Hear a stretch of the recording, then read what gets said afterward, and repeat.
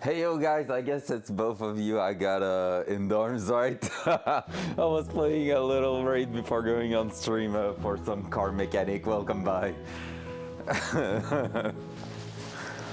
I knew one day my Tarkov morning session will end up with people in that chat. Welcome, man.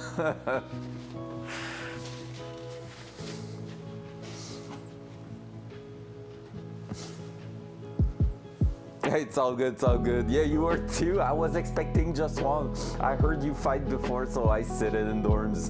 Cause freaking setup quest, man. Freaking setup quest. I'm 3 kills away from getting that done. I can't wait to be over that.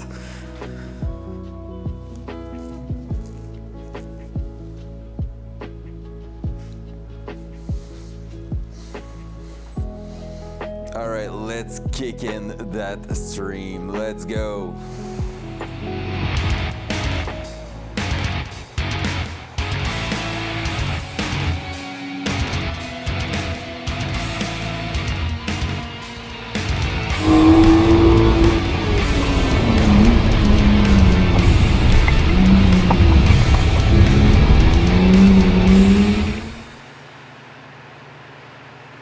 Let's go, welcome. See if the guy he killed had a buddy. Well, I was not with that guy. I was a solo that just came by in two-story by from behind when you were fighting that guy. I heard him die, so I sit in there. So that's all. Yeah, I was not with him. So welcome by, welcome to my stream, guys. Morning, Jeff. What's up? So yeah, so I guess I turned you into a chicken nugget because basically I had like 500 something damage. Part of it on your teammate, but most of it on you. Like I was like, no way he didn't die with that many.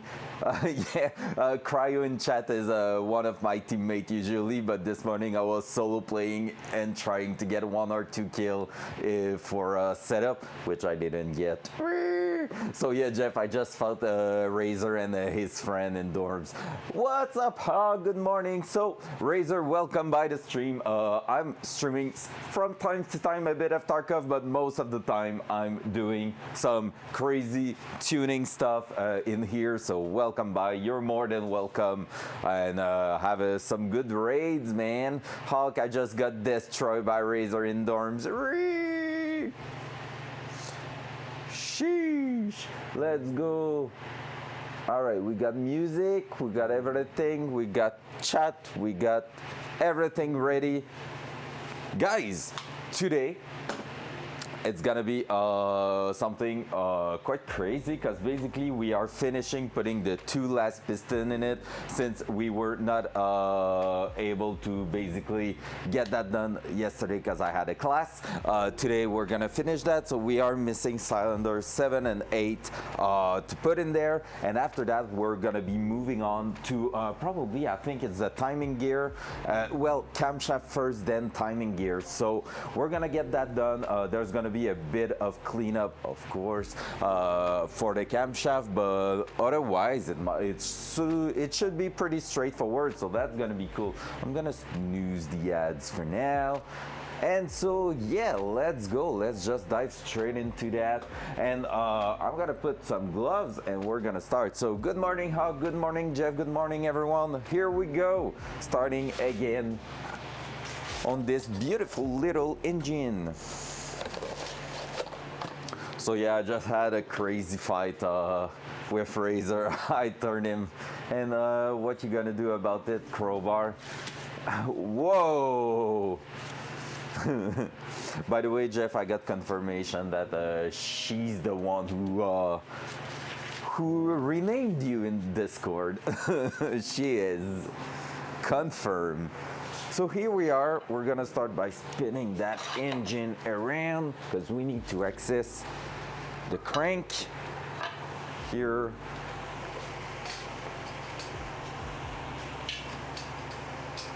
Dual side. Dual side.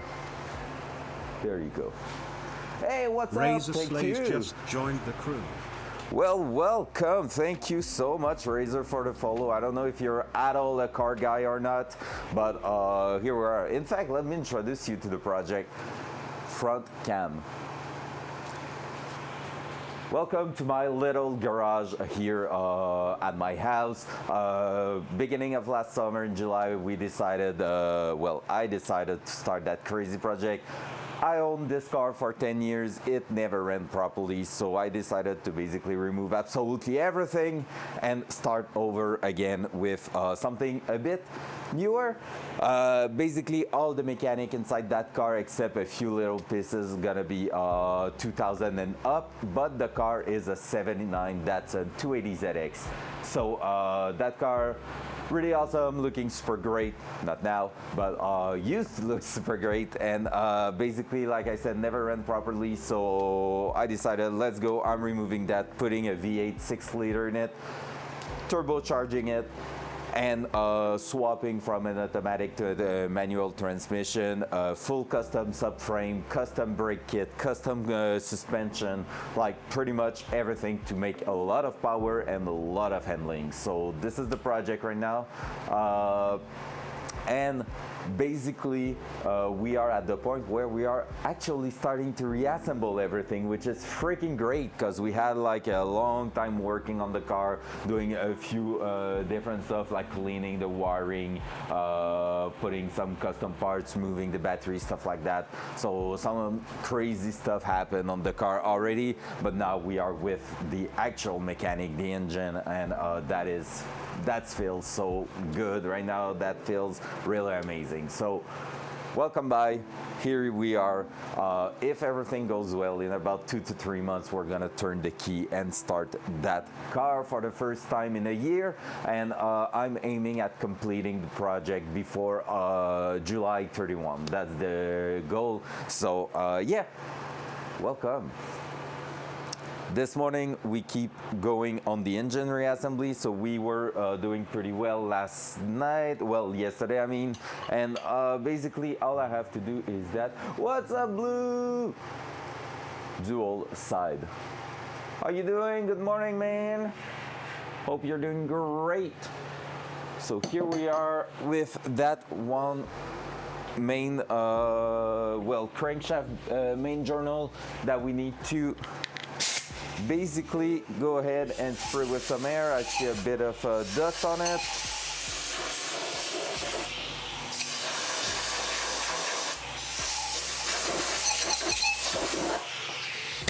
Then clean towel, and we're gonna go ahead and put some lubricant, assembly lubricant on it, just to make sure everything.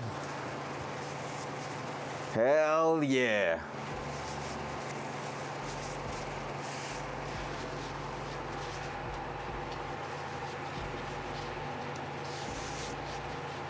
So I think, guys, I know what's gonna be my goal in the next week, or actually over the weekend for Tarkov.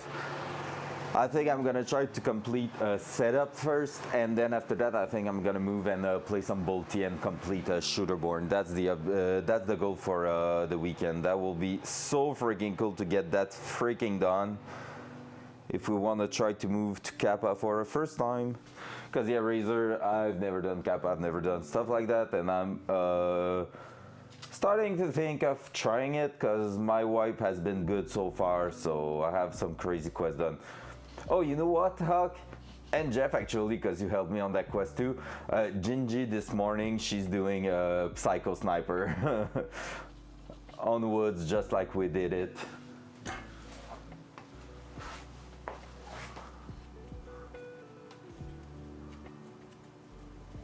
Yeah, they are quite crazy, but I mean, I'm just 3 kills away from both quests right now.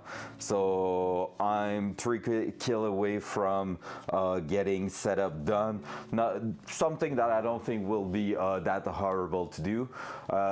And bolt action, I have 3 kills to go. 1 on street, 1 on reserve, and 1 on which one is it? Custom. So that's the only 3 quests I'm missing. 3 kills I'm missing right now for Shooterborn, so pretty much up there.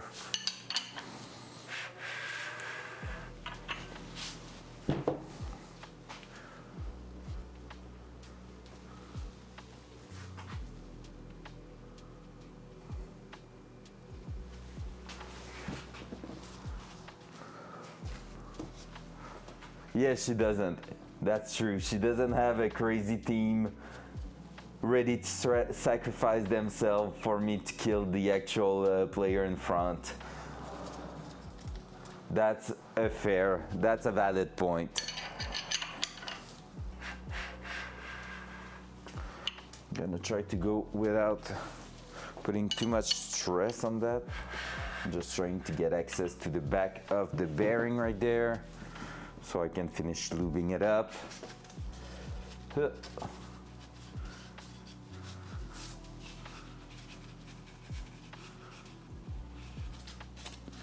You're making a valid point there, Jeff.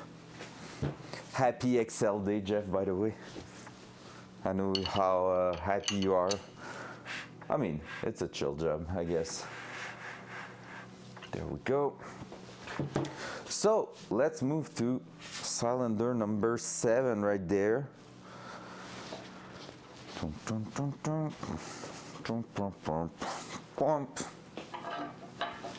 Spinning that engine. Ooh, it's heavy now and it wanna spin. So cylinder number 7 is gonna be the first one we're gonna tackle down this morning. So let's do that. So far everything's looking great. No dramas, no nothing. Yesterday we had a bit of difficulties with that ring here at the end. So I think it's gonna be a good thing we took a little break and we're gonna be tackling that down this morning. So let's go ahead.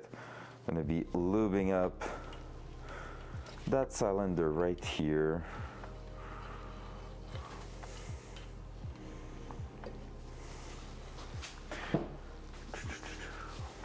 Yeah, doing setup at this point, just you just want to hope and run into some. Actually, no, not at all. I don't feel like that at all, Razor. To be fair, reason for that is quite simple.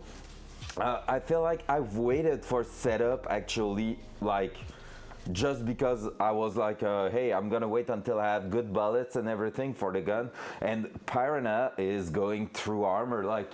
You just said it. I basically make you a nugget. So I think I missed 1 or 2 shots in there in those 8 shots I had. So basically, I feel like you just need close quarter actually. So dorms, stronghold, like around power, stuff like that. But honestly, it's really not that bad. I got 13, wait, I said I have 3 left, 12 kills. So 12 kills in like a week right now. And not like only doing that. We played plenty of other stuff. But yeah, I've got a lot of kill without even trying that hard. Because basically it's, you have the good bullets also for the gun. So that slugs, stuff like that, it's really not that bad. And usually people are running around level 4 armor, so it's going through. To be fair, it's just going through. So no, I disagree with that. I really think it's a good moment right now. And you can run basically whatever armor. I could run a level 6 with good bullets and go through. Like, yes, I have no helmet, but people need to do a headshot. So at this point. Just gotta AP slugs and get all up their face. I haven't even seen a single flechette around this wipe. I have 20 of them in my stash and that's it. But it's because you can buy 2 Jaegers per Piranha, which is pretty much the same thing as flechette. And you can also craft them. So I feel like people have went with that like straight away. Here we go. Oh yeah, yesterday we had the camera at the back. All right, at the back here. So we can see both the engine and the table. There we go. Magnum button and just aim for the legs when I finish mine.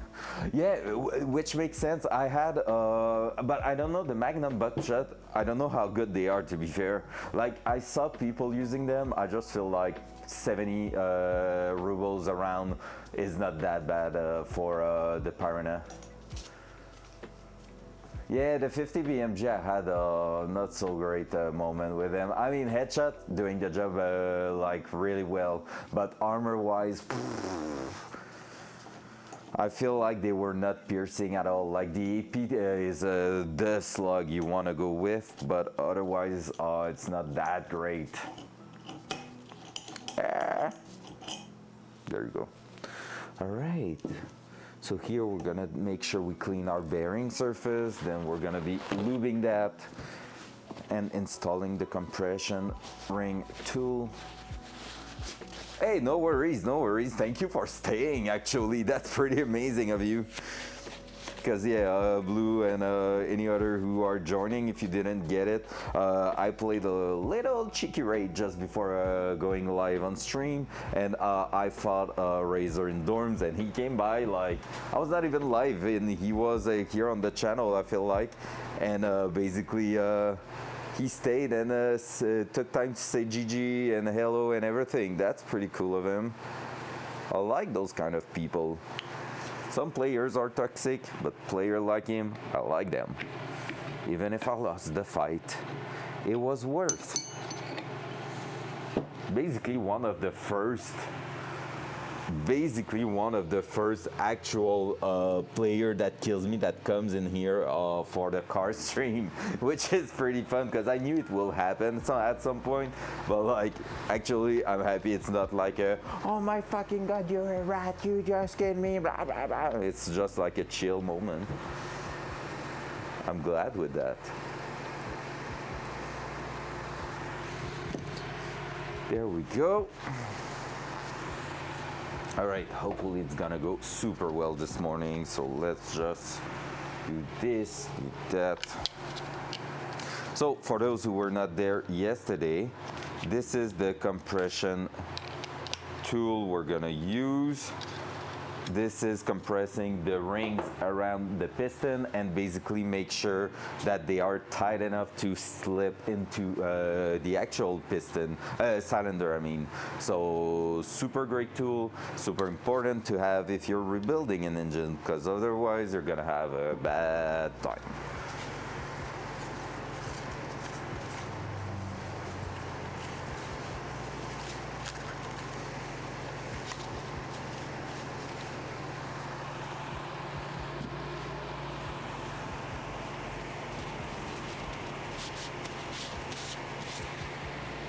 There we go. So making sure everything is clocked like we want it to be. Yes, it is. So basically the oil waffle ring is at the center here. We have one opening here, and the second compression ring is 180 degrees away from it. So both are 90 degrees away from the actual, I'm gonna make sure I'm not messing that up. They are 90 degrees away from the oil ring, but they are 180 degree away from each other. Super duper important. I feel like I'm maybe not doing a great job here. Yeah, I feel like I was missing the clocking of that, which was the actual case. So I'm just going to re-expand that. So I think I realized at the end of the stream last night, well yesterday, what I was doing wrong. So I'm gonna try to correct that this morning.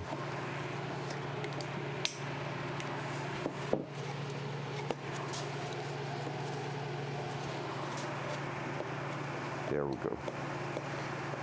I feel like what we were doing is that there was a bit of an angle on the actual compression thingy, and so it was not sending that in a great angle in there, which was not ideal. So here,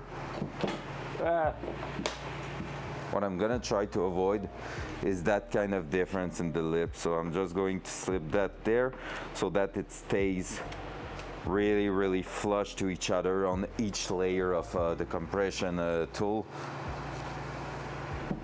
because I think if it was not flush, there was a corner getting in between the cylinder and the piston, which is not exactly what we want. So there we go. The hardcore piston HC is going in number 7, right here. 4, 5, 6, 7. I was about to make a mistake. This is not the one coming in here. I was on cylinder number 8. I was on the even side. Ugh. That's the actual. Whew. I need more coffee, I think. So there we go. We're gonna make sure we remove anything from inside there. That was a close call. That would have been a bit boring to have to remove a cylinder from there.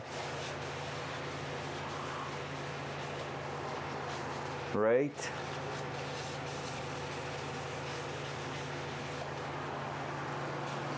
There we go. Let's spin that to the opposite side then. There. Happy bean juice. We need these. We need these a lot.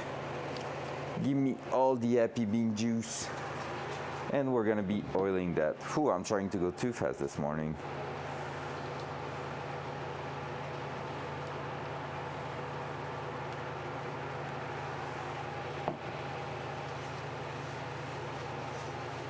I just want to have the piston in there because I feel like once we're done with that, it's gonna be moving, guys. But honestly, it's gonna be like amazing how fast it moves.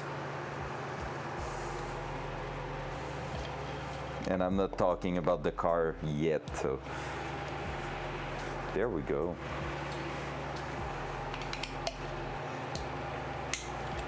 One more click. Making sure to orientate that. And now, let's throw that in there.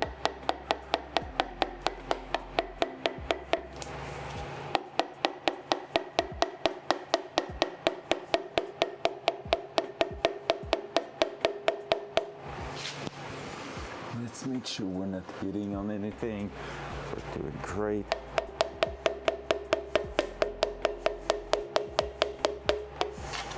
Like professionals, so that's exactly what was going wrong at the end yesterday. So we just got it straight in without even putting any effort on it. So great.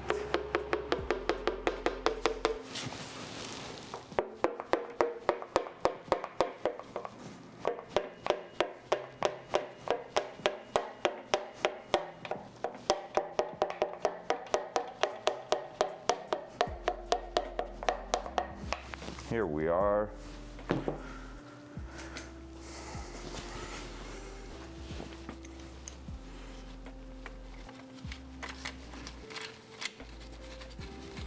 Boom.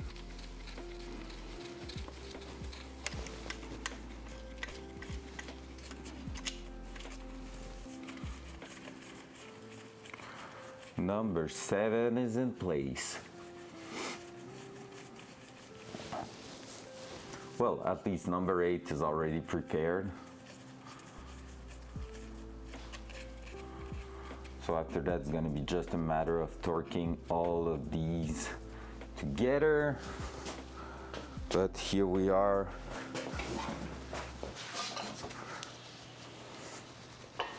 Bam. And all I need to do now is to send that back. I'm losing an earbud, which is not really fun.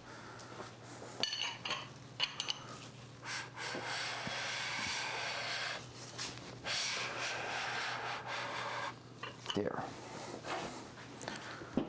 So, can I try to? Right, I'm gonna remove one glove, one last piston to throw in there.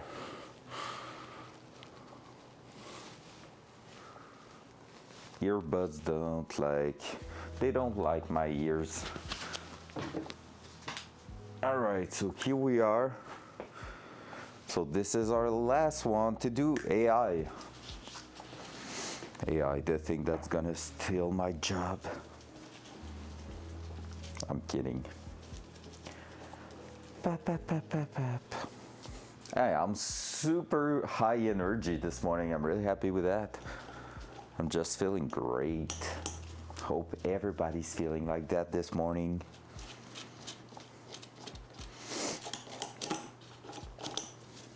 There we go, splitting that. And make sure everything's clean on those surfaces.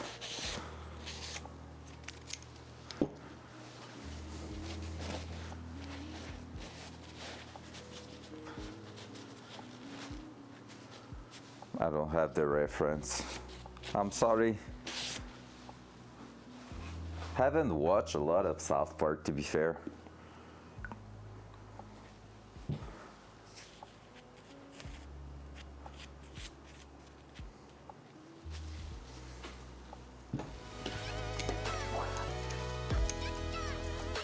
Yay, let's go Hawk! Yeah. Hell yeah! Ha ya ya. This is the sound of the day. Ha ya ya. There we go, there we go.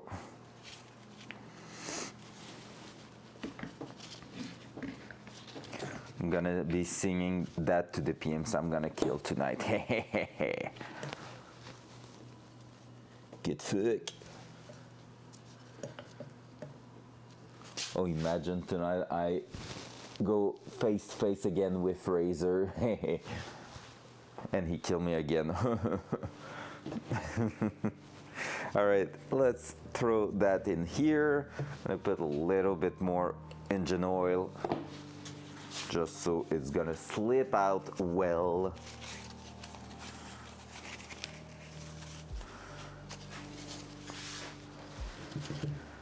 Loosening that.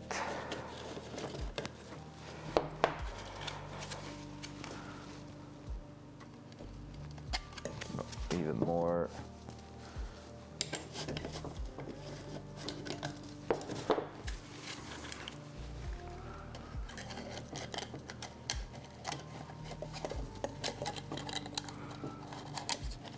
There we go. There.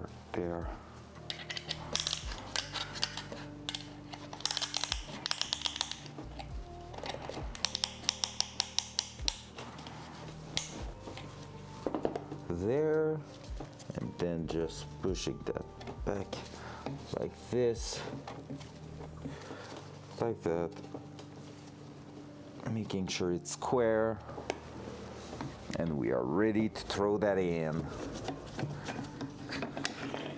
We're just missing a little bit of engine oil on the skirt. So again, this is what I'm talking about. This is not exactly like flush to each other, so I'm just gonna be pulling that up a little bit to try to make it a bit more flush, because I feel like this is what was messing with us yesterday. Like so. Boom. This is way better.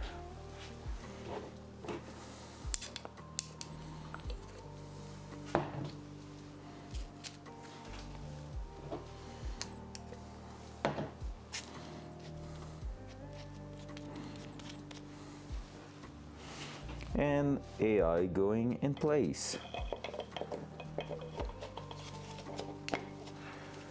There we go. Let's see if we can put one more click on that. I think we will. Maybe not. It's just sleeping right now. Oh yeah, there we go. Boom, easy. Now let's see if it wants to get in there.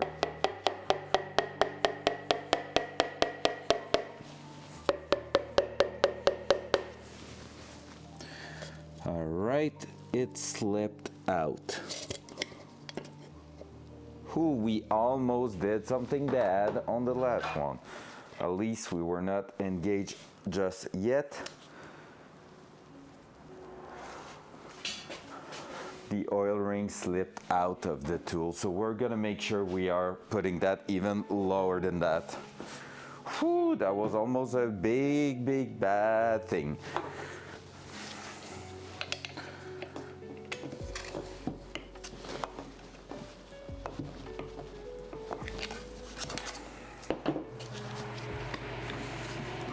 throw that back in the vice grip just for the sake of it. We don't want to be breaking a ring on the last step, right? I'm gonna do that.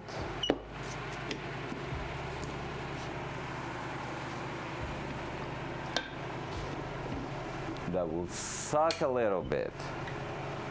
All right.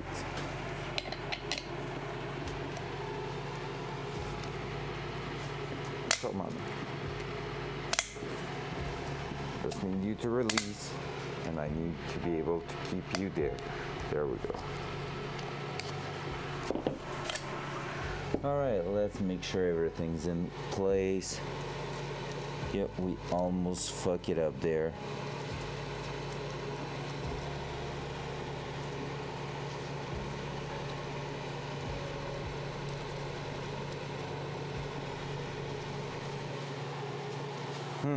Gonna have to take a little bit of time to put it back in place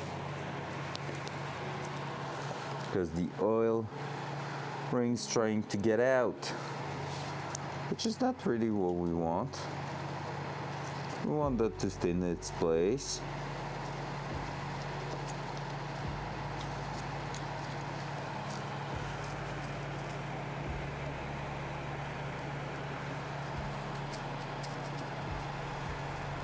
Alright, you want to get out?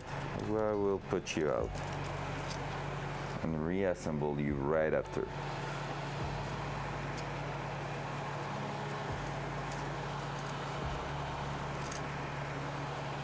Oi, that's not what I was expecting you to do.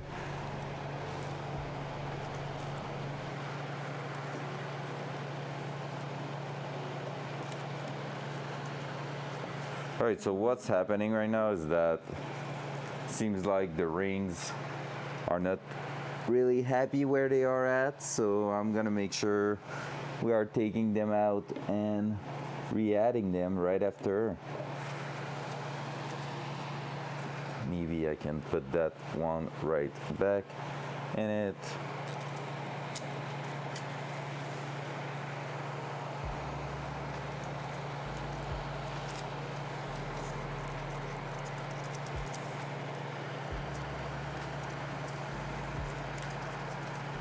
Oi, you cunt.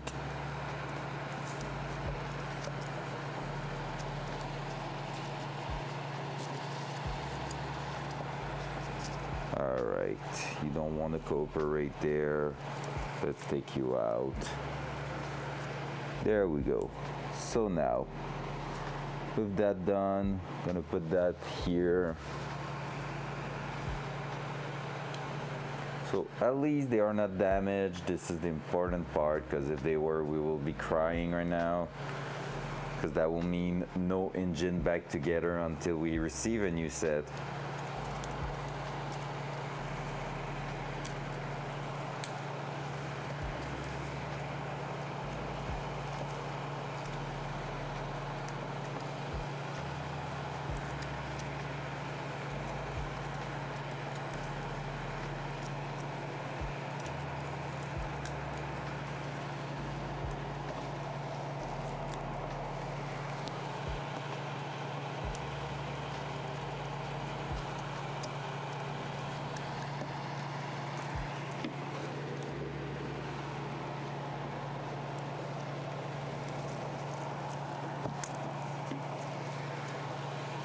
Alright, can you just go? There we go. It's a bit harder with those top ring in place, not gonna lie.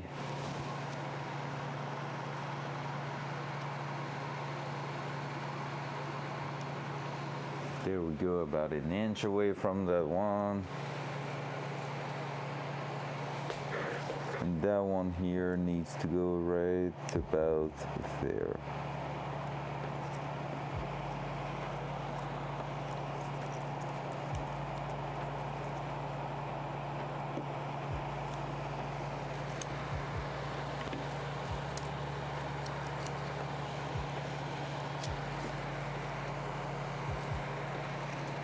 Here we are, boom.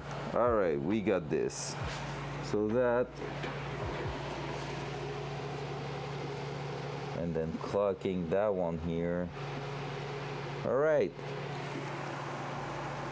Now, can you stay like that until we are finished assembling you into that engine, please? Good, sir.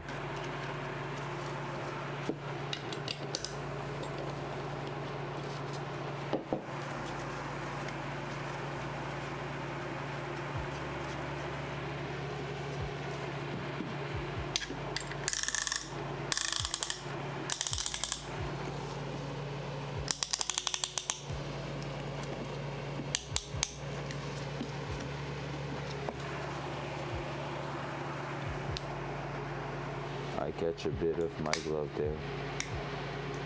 Alright, gonna pull that up a little bit more so we have a bit more of that exposed. Keep that together, keep that together so it's square. There we go. Alright, is that the good one now, guys? Let's see. That felt good, by the way, this morning to have so many people in here. Really did feel good. So thank you again for that. I appreciate it. Just makes the morning so much better.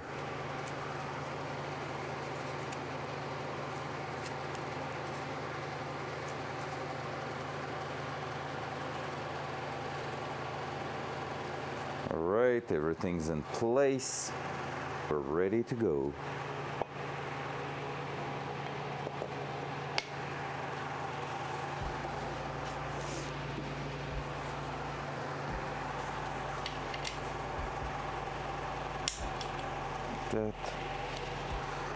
That.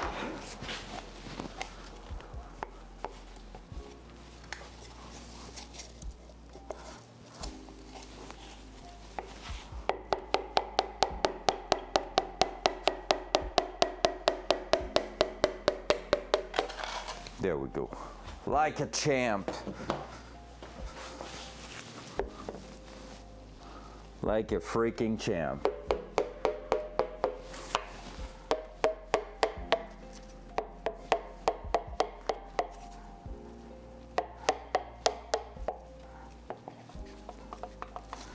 Alright, now we just need to make sure we're not contacting the other one.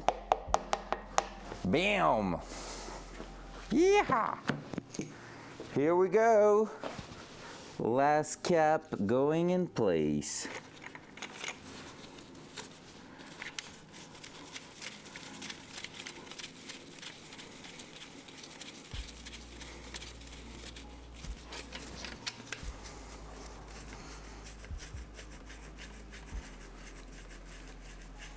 And now we're gonna be able to spin that around and start torquing them. There we go.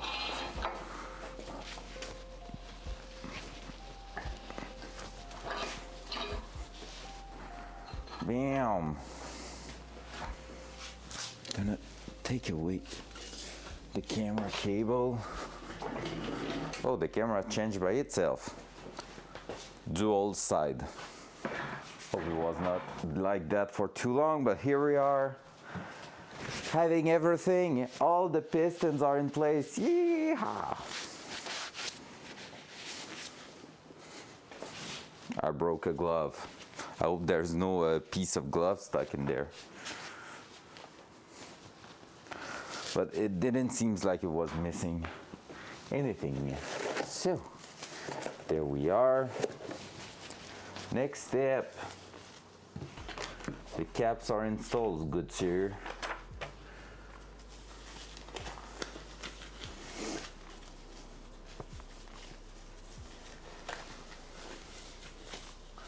All right, so we have later style stuff. So we're gonna be torquing each of them to 15 feet per pound. Then we're gonna go with an angle torque. So let's grab the tools. We'll have that here. What was 15 already? Ow. Internet, tell me. Encore, toujours. Mais là, c'est l'assemblage final, David. C'est l'assemblage final bâton. Avec upgrade ARP pour les main bolts. Ensuite, avec tout le loop d'assemblage, ça, on est sur le final. Là. Tout a été mesuré, tout a été validé. Donc, on est béton.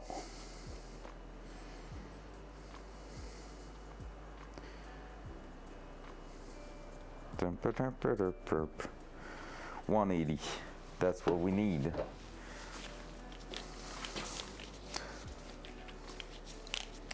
On fait les choses 2, 3, 4 fois, mais au moins on les fait bien.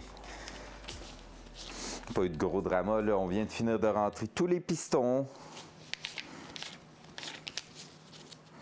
Fait que ça, c'est un gros plus.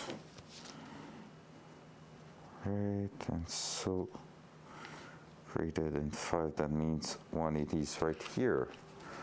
Alright guys, so we're gonna start spinning that engine to expose every single bolt. I'm gonna spin it. The cable's in my hand way here, like that. So we have the rear exposed here, so let's go.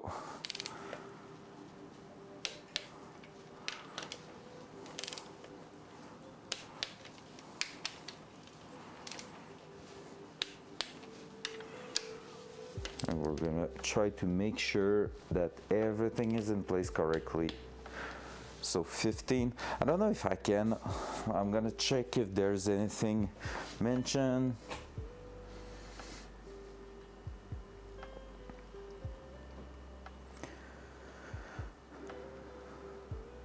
Turn the crane so that the bolts are easy to access. The piston has been installed. Torque each bolt initially.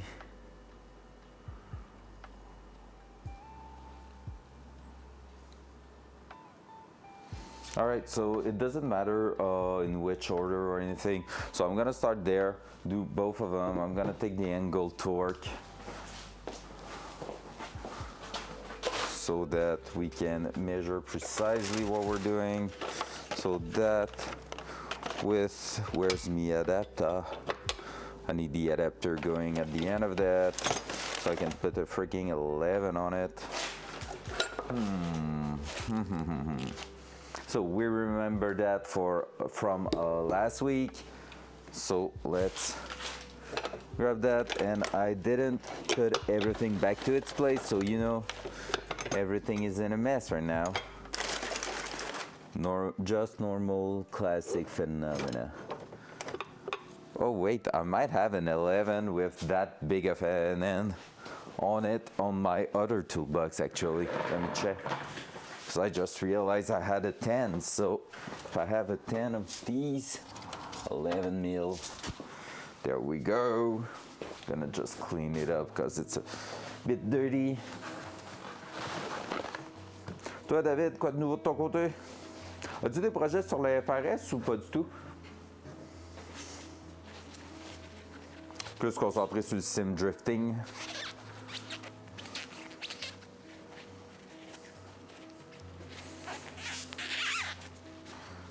Ah, nice! C'est sur quoi que tu t'en vas? Puis est-ce que tu grossis? Est-ce que tu vas plus wide? Tu vas-tu stance?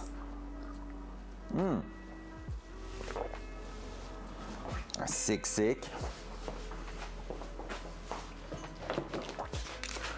Let's go with that.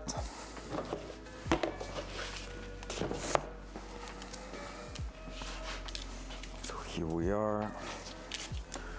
I'm gonna take that around here, go with that kind of thing. There we go. Maybe just there.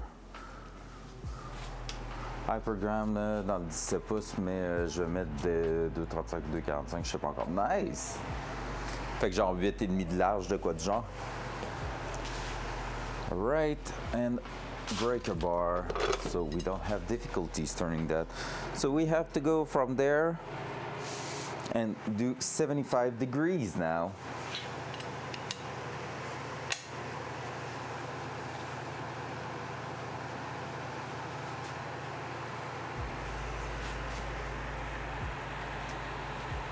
75.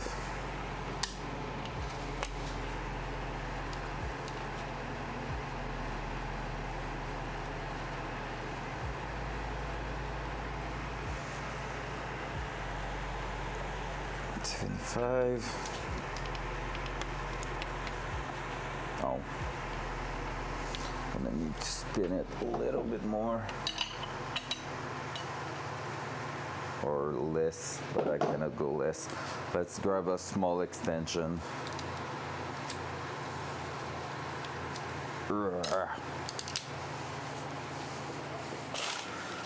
I have a really small, big extension? Sounds weird, still like that, because I just have those freaking long one, I think. I don't have a thick but small one. Nope. We'll try with that. Le d'origine, c'est du 7$. C'est 7$! Man, c'est petit! C'est si petit pour ce que c'est. Right, let's just go like that.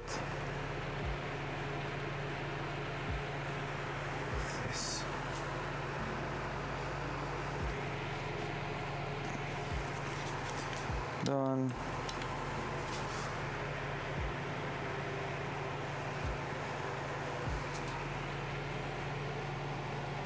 Done. All right. So these two are final. Let's spin the wheel.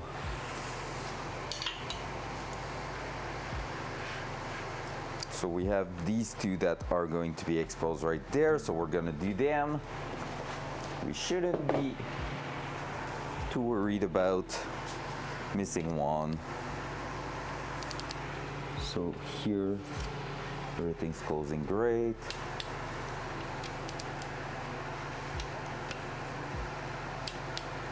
Ah, David, sérieux, Altec a sorti une nouvelle vidéo sur leur ECU pour LS que j'ai pre-order. Oh my god, ça va être de la bombe. Ça va être tellement de la bombe. Alright, there we go.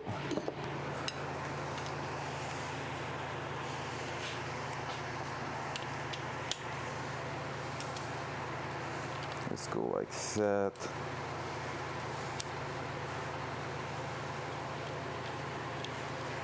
Whee.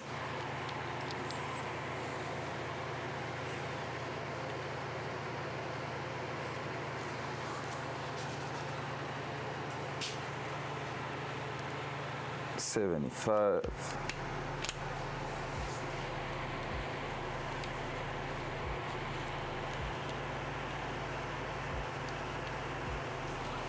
If you want to see a little bit better what I'm doing, guys, I'm gonna try to. Ouais, Ben, faut voir, il y a au fond Tuning Fork a sorti une vidéo avec 75. A sorti une vidéo de 8 minutes où est-ce qu'il passe un peu plus en détail tout ce qui est au fond inclus, puis quels vont être les features, tout ça, c'est vraiment sick. Alright, let's keep going. Ah.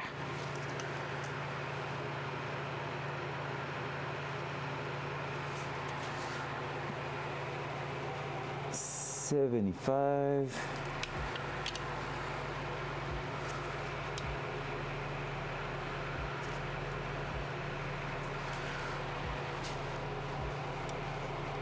$75. Perfect. Two more things done. Spinning. Which one's going to be front one? There we go. It's a good sign that everything spins freely, to be fair. So we know we haven't done something too stupid. Click. Click. Click. Click. Gonna double check that one. Yeah. Let's go.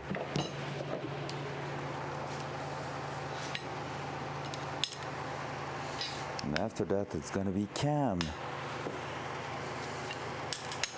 Camshaft is a little bit weird because basically we won't have access to all the bolts.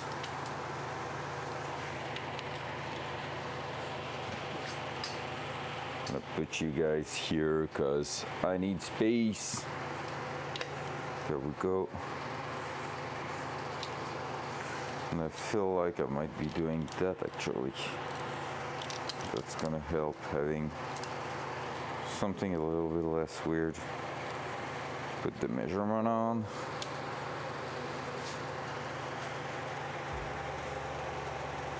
$75.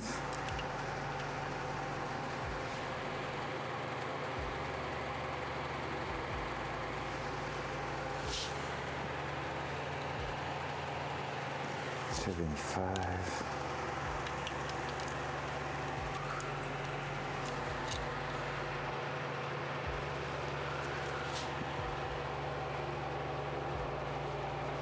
$75. I'm supposed to say 75 4 times. 75. That's not good. You try to avoid that. Pump, pump, pump, pump. And spinning that one last time to get to those two. No, these two. Hey, hey. There we go. Choo, choo, choo, choo.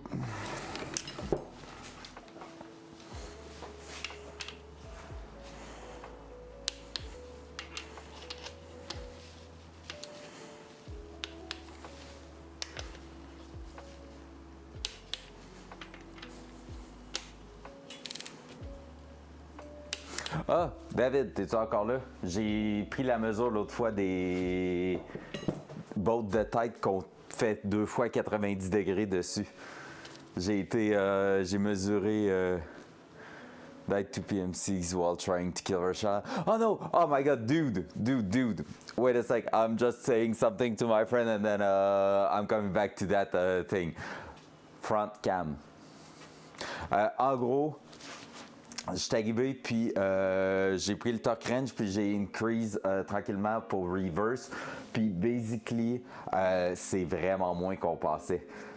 À 45, ça cliquait, mais à 50, ça cliquait plus. Fait que genre, ça donnait à peu près comme 48, je pense.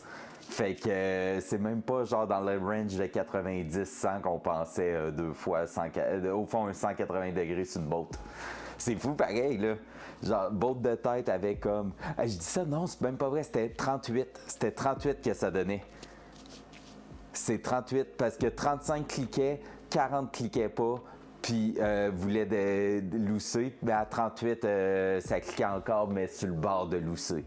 Fait que c'était 38 pieds livres. Razor, you know what? Yesterday, usually basically my schedule, it's a stream in the morning, like in the morning. Then I'm going for a 1 hour and a half, 2 hours, most of the time 2 hours, lunch break, and then I'm coming back for a second session in the garage. And basically, yesterday I went for my lunch break. I finished the stream a bit later, so I was like, oh, 1 hour and a half is gonna do it. I went inside, grabbed a lunch, and went for one raid on customs, and I got Rashala to at Stronghold. He destroyed the PMC. I spawned old gas. He destroyed the PMC that was on Krakow spawn RUAF. So he destroyed it when he was coming by. So I heard him shout, and I was like, oh no, he's here.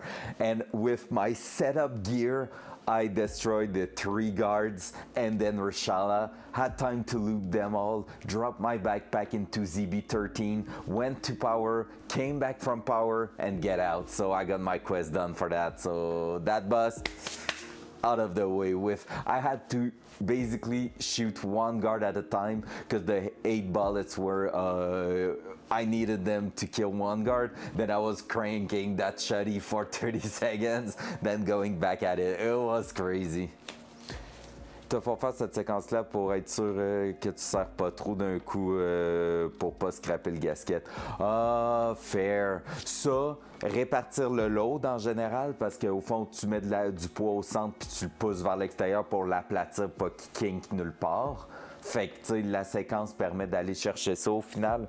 Puis sinon, tu sais, ça fait du sens parce qu'ultimement, tu veux pas stripper de filet, genre. Quoique là, vu que le bloc est en fonte, je me serais attendu à plus fort. Mais vu qu'il y a aussi les blocs en alu, stripper des filets dans l'alu, ça prend rien, là. C'est du beurre. Fait que, sérieusement, c'est pas tant étonnant que ça. All right, we started talking about something, but I don't know if I did the 75 degrees on that. I don't think I did. I think I just did that here. Yep. Oh, that's dangerous. We lost a pin on the wheel here. It's right there, perfect. We could have lost a wheel on the engine stand. Bless, I spun over by smuggler, ran over the alarms, heard the guards, and was trying to kill them, but then get sniped from. Oh, that sucks. People can't respect a proper fight. I mean, I would have sniped you too, let's be honest, but that's not about it. But yeah, that sucks. All right, so 75 degrees on those, and we're done. So that.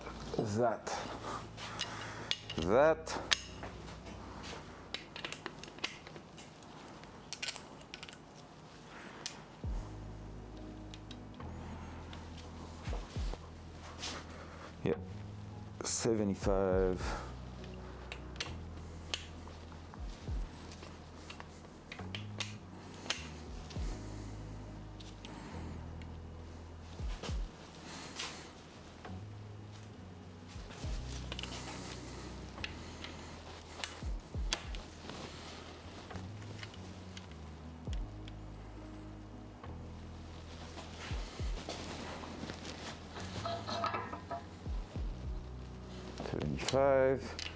Last one.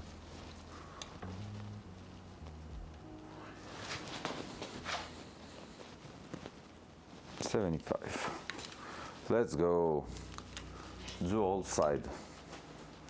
There we go. So we have now our engine short block put together. Progression. So there we are. So we have a full short block assembly, which means crankshaft pistons are in place in the bare block. From now on, what I can do, they were talking about putting the position sensor a little bit earlier. So I'm gonna take a look at how's mine looking. I just wanna make sure it's worth reusing, because like I said, it's $100 sensor. So if I cannot reuse it because it's broken, well, I want to know. All right, I'm gonna order some more, some new one. I think we had a problem when we removed that one. It's pretty much destroyed. And when I'm looking to that little, camshaft sensor, I don't think I want to put that back in my engine. And what's that? Oh, water temperature sensor. Yikes. Oil pressure is doing great, not too bad. Just a cleanup and it will be cool. And but I will wait, because I will wait for one thing for that. Yep. Don't want to talk about those sensors. Because I'm gonna wait for the oil pressure, because I think I'm gonna be putting a Gen 4 oil pressure in there. The Haltech ECU is coming with a direct bolt-in option for the Gen 4, so that's pretty cool. Just making sure to have the right connector at the end, so that might be a last-minute stuff. But yeah, here we are with the short block, so we're not gonna talk about sensors just yet. What else are we doing? Next step. This is good.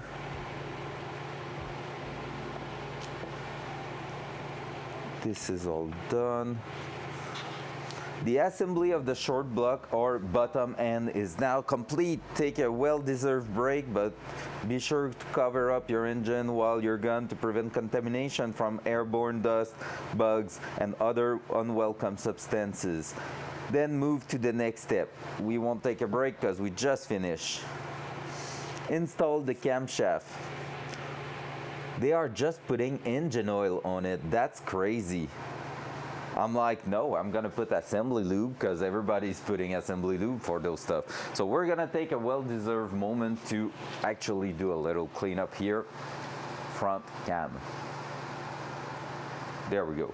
So from here, we're gonna just put away a few things because we're gonna be doing a little bit more cleanup on the camshaft. We wanna make sure it's dirt free when we're gonna be proceeding to that assembly there. So there we go. Gonna put that back on my vice grip here. That one's gonna go back underneath because we don't need it anymore. Pump, pump, pump. The block is a little bit in my way.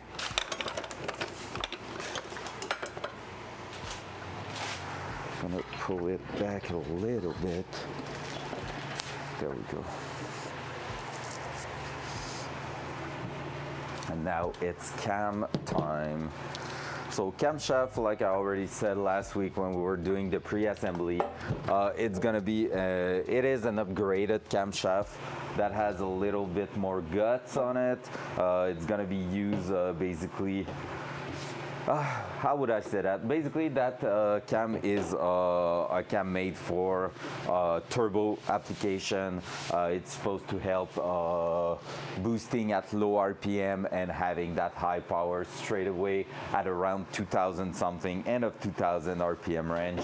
So just before the 3000. So that will be pretty insane. The guy I've been buying the turbo from told me that it was almost too soon. So that means a lot of power really soon.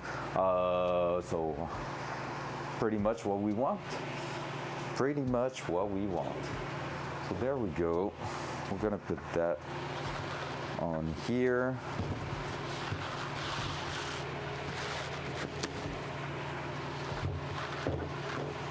Just making that clean. And like I said, we're gonna be able to get rid of some tools because ring compressor and ring plier, we don't need that. We're gonna need this, maybe this, and now we can bring the cam in here. So let's do that.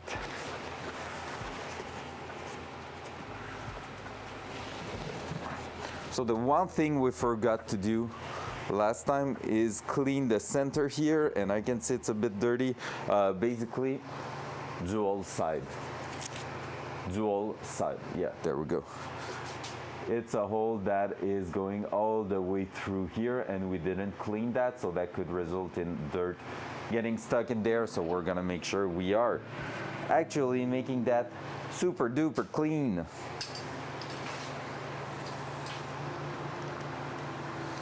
So here is our little cam, and we're gonna be cleaning the shit out of it. I'm gonna bring that big brush so I can actually get rid of the schmutz in it. And here we go. With blue towel and a bit of patience, we're gonna be cleaning all that. Then we're gonna be lubing it entirely and throw it inside the engine. If I was to restart, I would have taken time to maybe put a little bit of lube on the metal bearings straight away. All right, sir, you want to be crazy? You'll be crazy somewhere else. There you go. So you see, just by the time we got everything sorted out, I can see a little hair right there. There's a bit of dirt, a little bit everywhere. So we're gonna be taking the time to clean that up really well. Mineral spirit's gonna be our friend.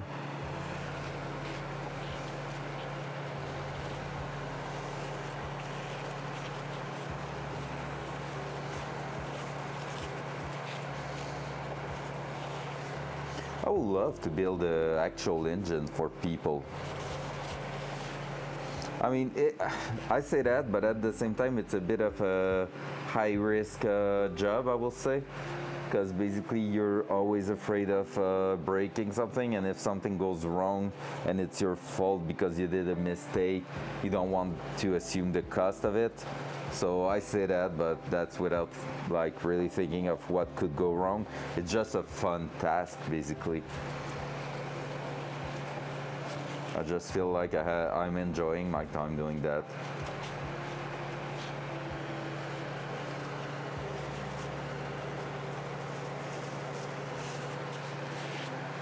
I'm gonna go straight away with the center.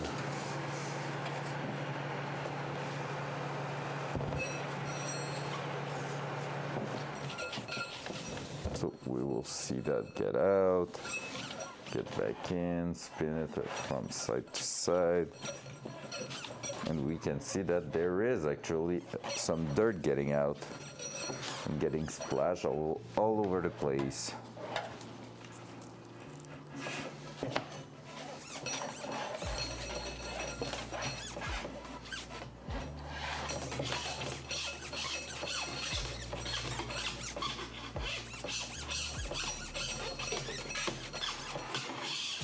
So basically this is the dirt from when they are grinding the cam, because cam basically is a piece of cylinder, piece of metal that they are setting up a machine to grind and have the proper spec, but basically they are all starting with the same parts pretty much, like the same piece of metal, and then they are doing just a programmation of the CNC or whatever tool they are using to grind that, so that it gives you the exact specification you want to have.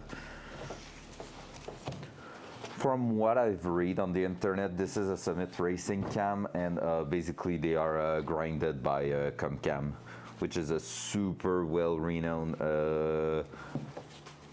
company for those kind of components in the LS industry, so that's pretty cool.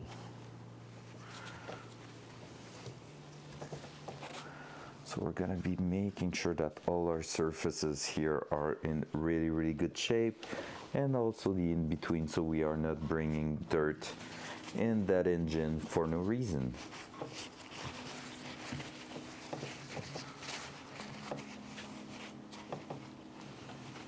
And at the end, we're gonna spray some compressed air on it just to make sure.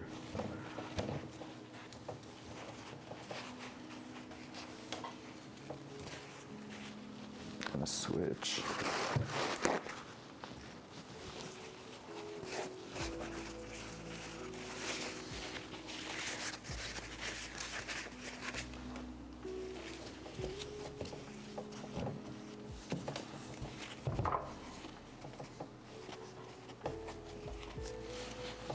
There we go.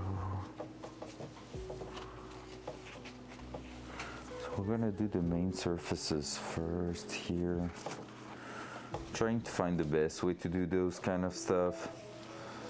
It's always like a bit weird because you don't know which way is the optimal way to do it, but hey, we're trying.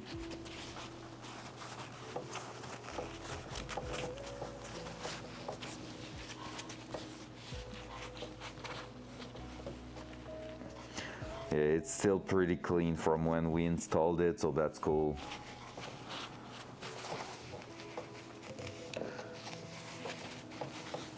So basically here we have one lobe for each valves, and here it's that setup is one valve for intake and one valve for exhaust, so that's pretty straightforward assembly. Some cars have multiple valves and cams, so like my BMW has 2 camshafts, so 2 times that kind of things, and there's twice as much valves and intakes per cylinder, so just different way of doing it.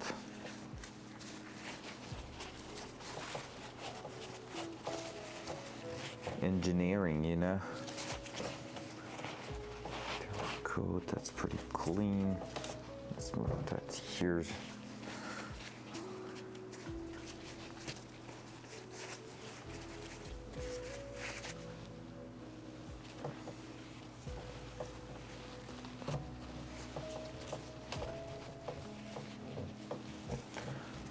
go.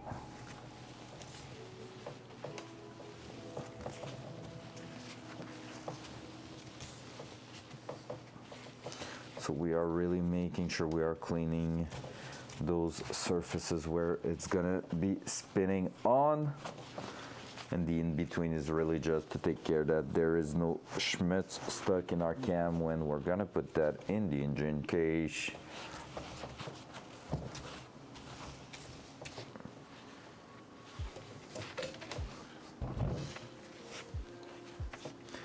Yeah, a bit of compressed air won't be like it will be a good thing at the end. I just see small particles staying on the lobes.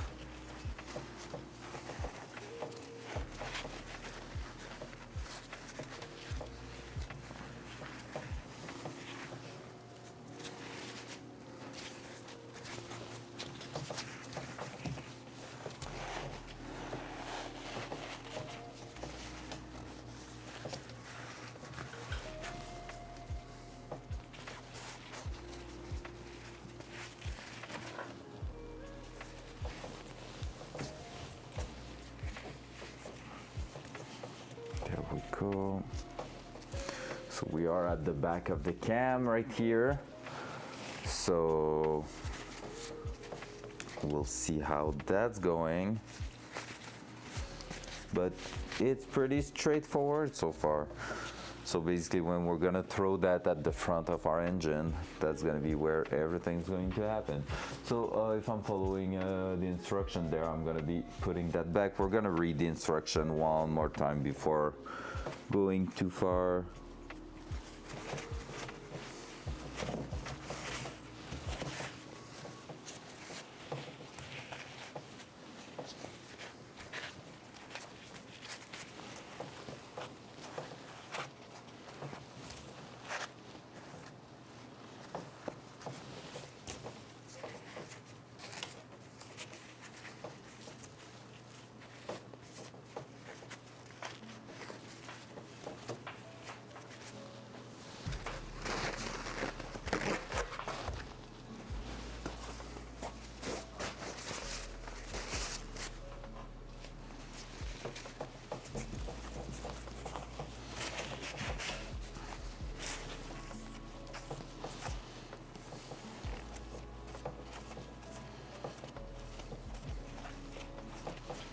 There we go, boom. Super clean. We just need to make sure we are not having too much particles on it, so we're gonna dry it with compressed air. First of all, let's read that. Let's take a sip of coffee.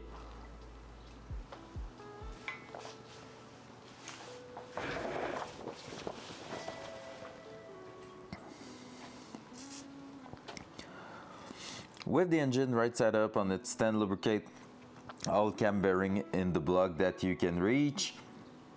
Before continuing, be sure your hands are very clean, as it is impossible to avoid contact with the camshaft. We're going to change our gloves during bearing lubricate and the two rearmost cam bearing journals and the lobes between them with engine oil. Then insert the cam until it can rest on these journals. On the front two cam bearing in the block. Please note that there is no need for multi-base cam brake and lube on LS camshaft thanks to their rollerized design. No need, but I don't think it's gonna be a problem if we put some. It's really more that this stuff here is helping a lot to keep lubrication over months while waiting for the first start, so that's why we're gonna be using that. The fact that Gen 3 4 use 5 equal space equally sized cam bearing journal allows insertion of the cam segment by segment like this, meaning you can lube the journal and lobes as you go along. Perfect.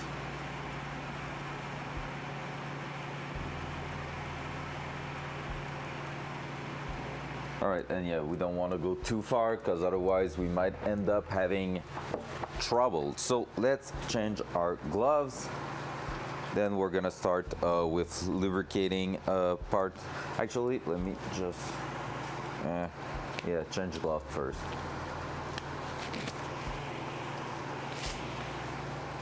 Make sure you are super duper clean. I'm gonna turn the engine also. I'm gonna try to avoid hitting the cam. Engine block.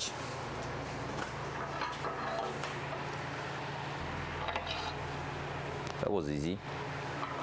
There we go. So that new gloves.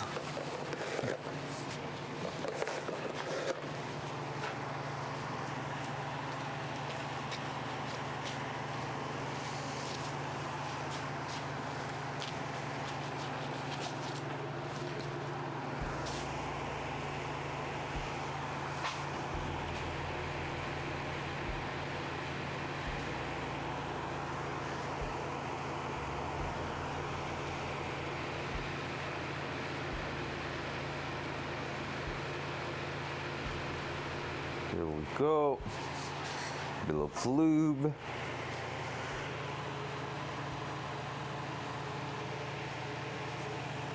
A little bit of lube.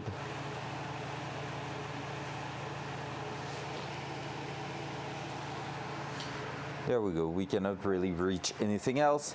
So what we're gonna do here is take time to blow the compressed air on the cam. Make sure to remove as much particles as we can. And then after that, we're gonna throw that in. I'm gonna try to spray away from the engine.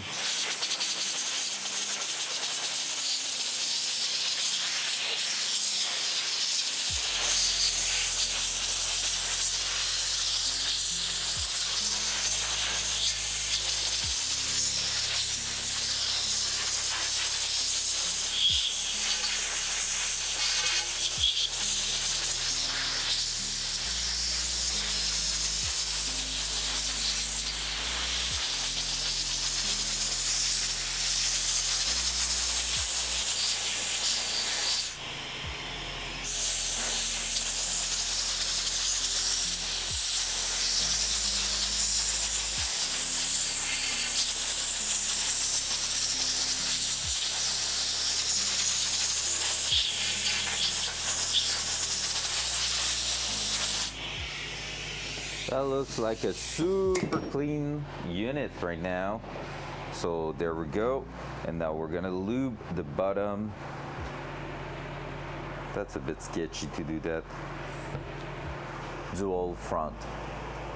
So basically now I'm gonna be lubing the journal at the bottom here. Like so. Making sure we have plenty of lube on there.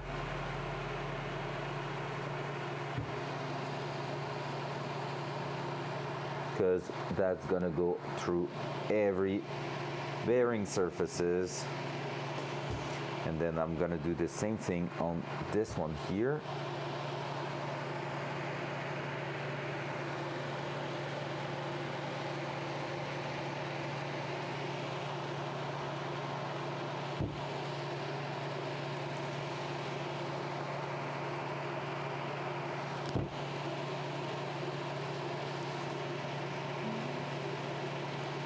And then I'm gonna do the same thing on all the lobes.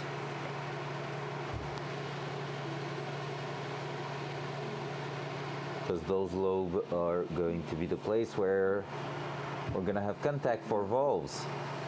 Valve action getting involved there.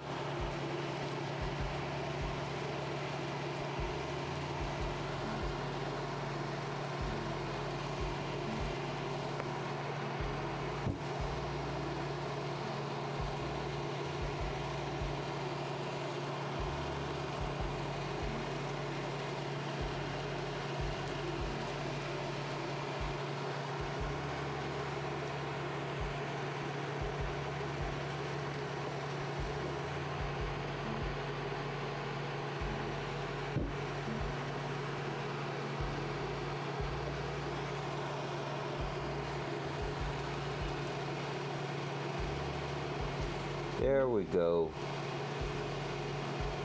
So with that done, we're gonna be able to throw that in. Just gonna make sure, because I've been putting that everywhere. Boom, there we go. Dual side. That thing inside here. So slowly. So we need to keep that up.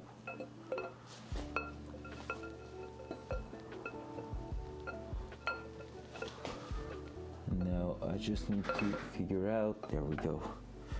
And once we're here, it can stand by itself there.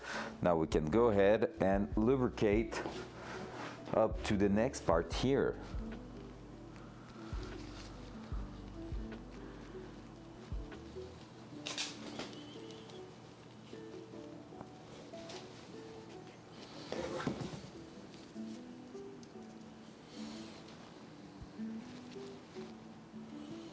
I've put too much on my fingers.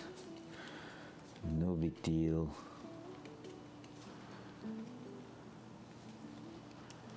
Jeff's gonna make another clip of things I'm saying here that sounds weird. Talking about lube, putting too much on my fingers, blah, blah, blah. Let's go! What's up, Razor? Let's go! Get fucked, Rashella. Got what he deserved. Hey, you got him like what, twice in a row? That's cool. With the spawn, the actual spawn rate of the buses, that's really cool. Well, friggin' done. That's a lot of damage. Now that's a lot of damage. That's a perfect timing, fitting with the Reshala thing also. Lovely. Good job, Jeff. And by the way, that's OSHA safe, what I'm doing, so fuck off. Oh, fuck off, mate. All right, there we go. I'm gonna do the next two one, actually.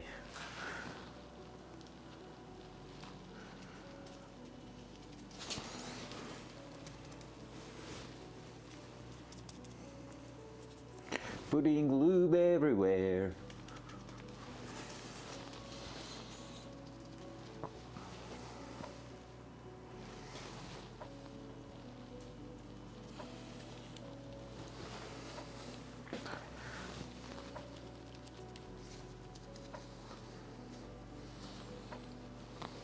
So fun to kill a boss. Did you have you done the task solo, Razor, or did you do that with your friends from this morning? Not that it changed anything. You got the task done. That's awesome. Does Reshala has his golden TD at all time now? Because I know there was a time where sometimes he didn't had it, and it was really frustrating because I was not doing bus at that moment, but people were trying it, and basically they couldn't get the task done. They had to kill him 2-3 times just because he didn't had his golden TT, which sucks a little bit. I think he does now. I think all the buses always have their special item for Jaeger's quest.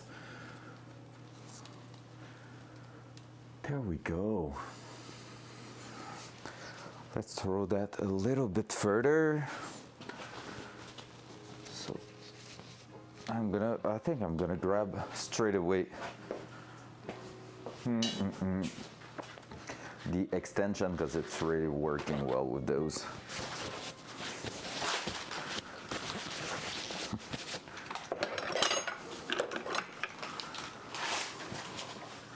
Yeah, I went with my friends and we were running by New Gas and heard someone fighting him. The PMC died, and I ended up killing them all by having them run down the back door. Nice! And so you did get the quest of killing guards, I guess, with that? Like the 3 guards you need for Jaegers? If so, that's amazing. Because yeah, I did both quests yesterday just like that. Let's try to push that a little bit further.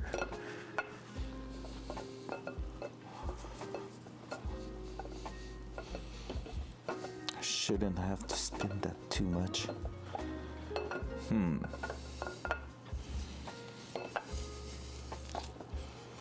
we go.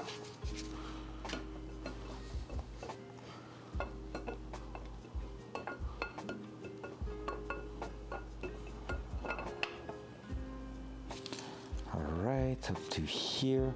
I'm gonna lube the last one right now.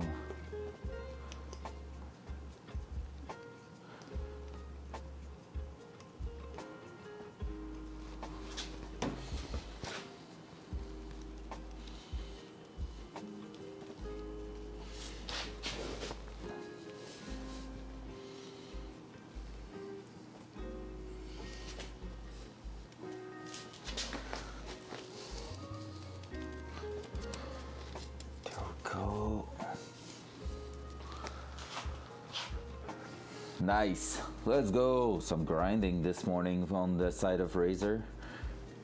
Jeff is like, fuck, I need to play too. Ah. We're not addicted. Not at all.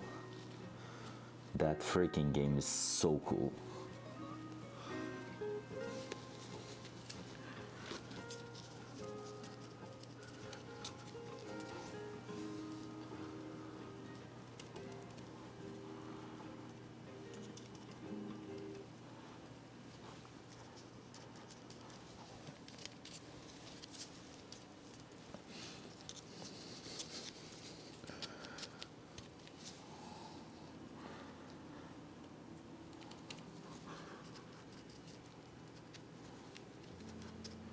There we go.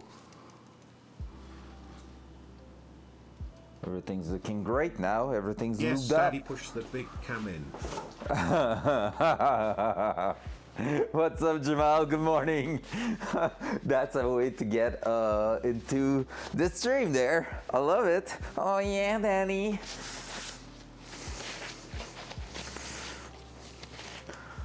Before putting the big shaft in, I'm just putting a bit more lube, you know, because that's quite a tight fit. All right, let's keep going.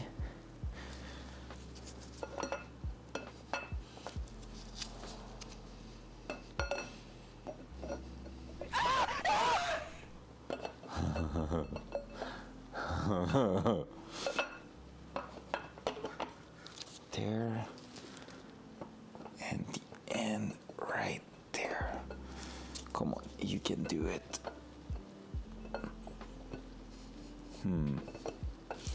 Just block. We need to make sure we're not doing something stupid. Harder. Harder, Nanny.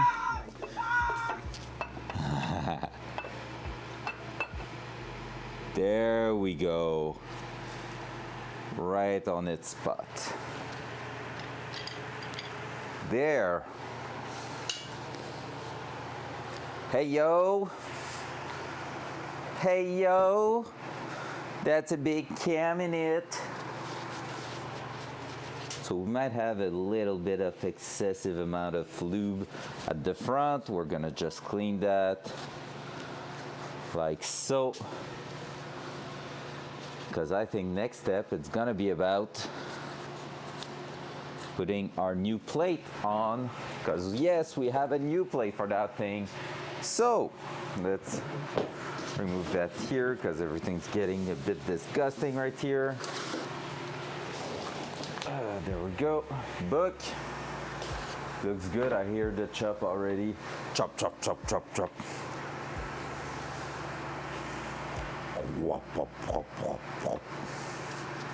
I don't know how it's gonna sound like, actually. You know what? I really don't know how it's gonna sound like, because basically right now this cam, like I said, is a turbo stage 3 cam from Summit Racing. The stage 3 mean absolutely nothing, just like a bit more duration and stuff, so might have a bit of the chopping sound, but I feel like we might be smoother than most of the usual cam, because since we're going turbo, that cam is there to put power a bit lower on the range. If it's too low, we're gonna be able to offset that gear here, so we have a different timing ratio. But basically, we should have a little bit of that from classical American V8, but I don't think we're gonna have a lot of it, so we'll see. That's gonna be something for later. Cam is in here, retainer plate going in. So let me find it back. I think it's around here. We had parts around here, that's for sure, but I don't remember where I put those. I think I bring them on the other side. Yeah, I see the plate.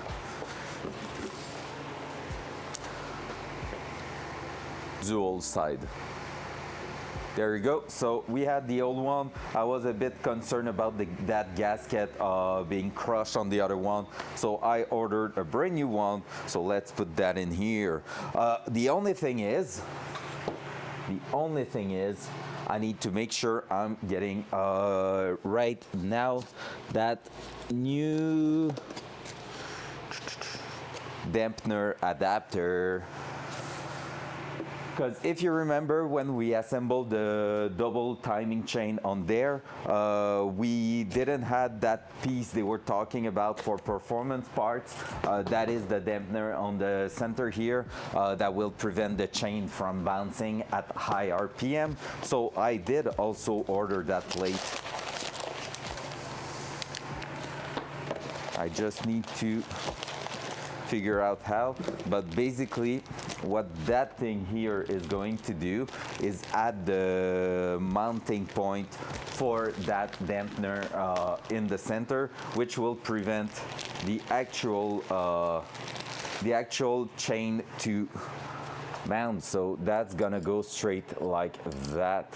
I think, okay, yeah, the spacers are going to be on top there, and the bolts are probably the one for, yeah, so 2 bolts, 3 bolts, 3 bolts for these 3, I think, they are going to get replaced with also the spacer. So we'll try that. We'll see how it's going. I'm gonna read the instruction actually. Hey, there's probably a drawing.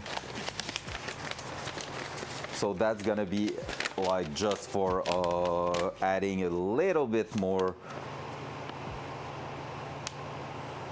Where are you? Okay, you're not even going there actually. Okay. So this here, we have the mounting plate.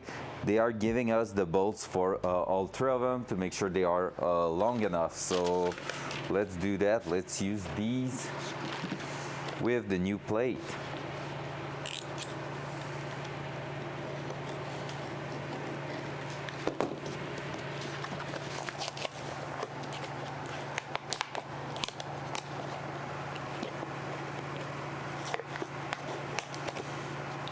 Check once more that it's in good condition after wiping the corresponding surface on the block.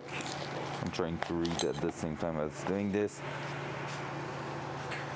So basically here we are, we're gonna put that brand new one.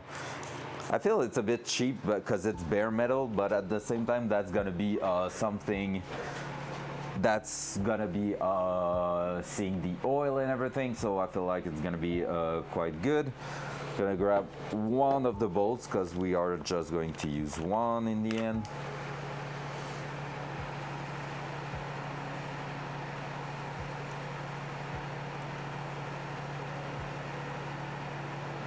After wiping the corresponding surface on the front of the block, lubricate the truss surface.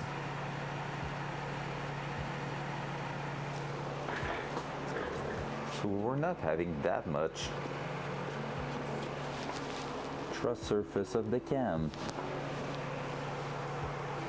Oop.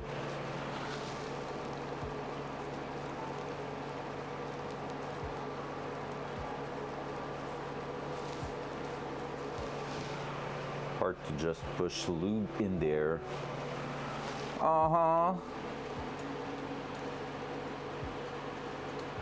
So truss surface is kind of lube, but I'm gonna need to remove the excessive amount around it, because we want that to seal properly.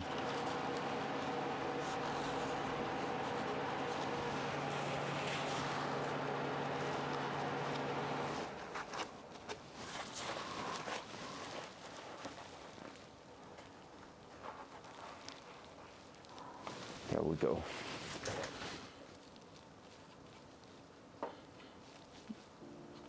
There we go. Cam is lubed up. And now, let's throw that in place. Just want to make sure.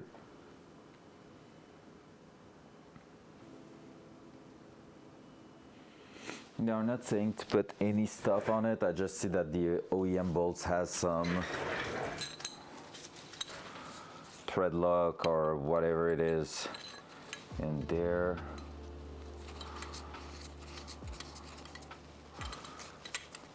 There we go. And of course, that's a torque. There it goes. And now from there, we're gonna be using the 3 black bolts here from that plate right here that we're gonna wipe before that. Because basically the reason we are adding that also is because we don't have in here in our casting the 2 threaded hole that the Gen 4, and I think it's even later Gen 4, not all Gen 4 has it, or no, it's late Gen 3, which that is supposed to be, but whatever. And from Gen 4 they have that, so this is really just an adapter because our engine doesn't have it. So that, and that's gonna go like so.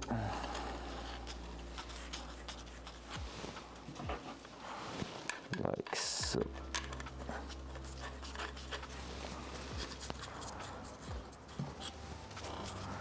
Like so. Boom. These spacers are going on top, yep. That's cool. So far, it's a bolt-on. We love that. I'm gonna grab the torques, so I can torque, and I'm gonna also use is that Torx? No, that's Allen keys. So they don't have the specified thing for that. If the cam retainer's bolts are of a Torx head design, it's 11 feet per pound, and the other were 18 feet per pound. So 11 feet pounds.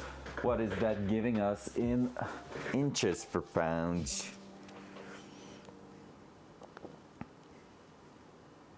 132. So on my little thing here, I'm gonna be at 132.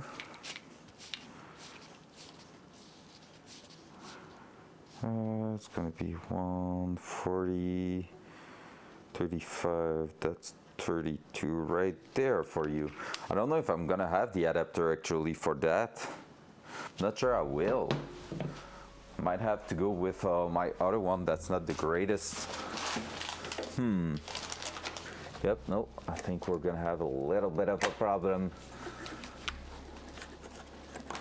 Let's try that and that. Not for shot. Not for shot. Both are one size too big. That and that. So that one should be a fit. Okay. That one should be a fit. Heck yeah. So we're gonna use the other torque wrench and hope it's clicking. We'll see.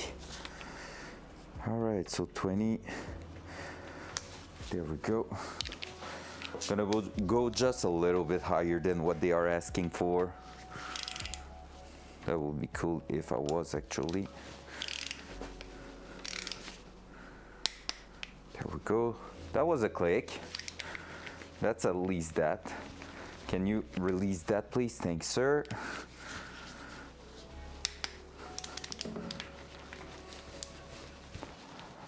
Thank you, sir.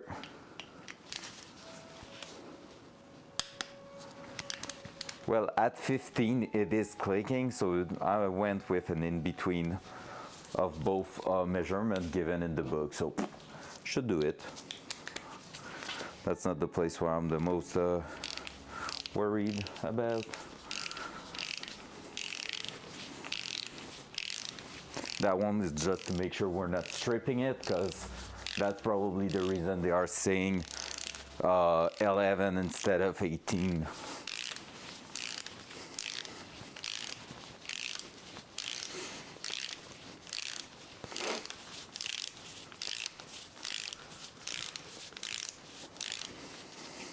Oh, we're getting there. There we are. Plate is in place. All right, install crankshaft key and sprocket already done. So this is here. We're just missing actually the key at the front, so we're gonna do that. We're gonna add it back. So I'm gonna remove my main bolt that allows me to turn the engine.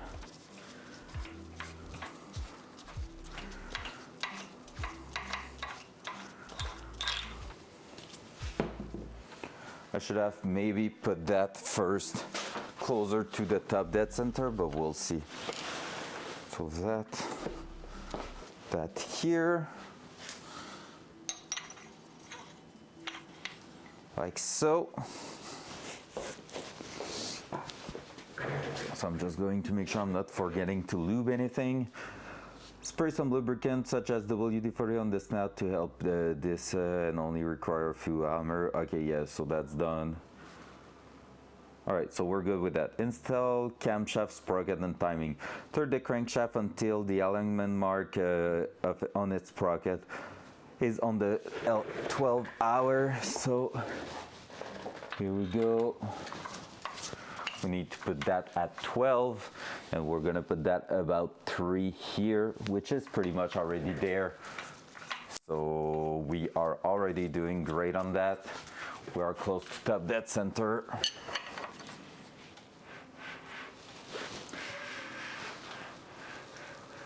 There we go. We are at 12 here.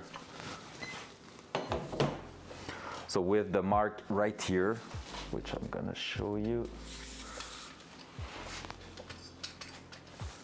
So basically what we're looking at right now is lining up that dot right here with what's gonna be on top here.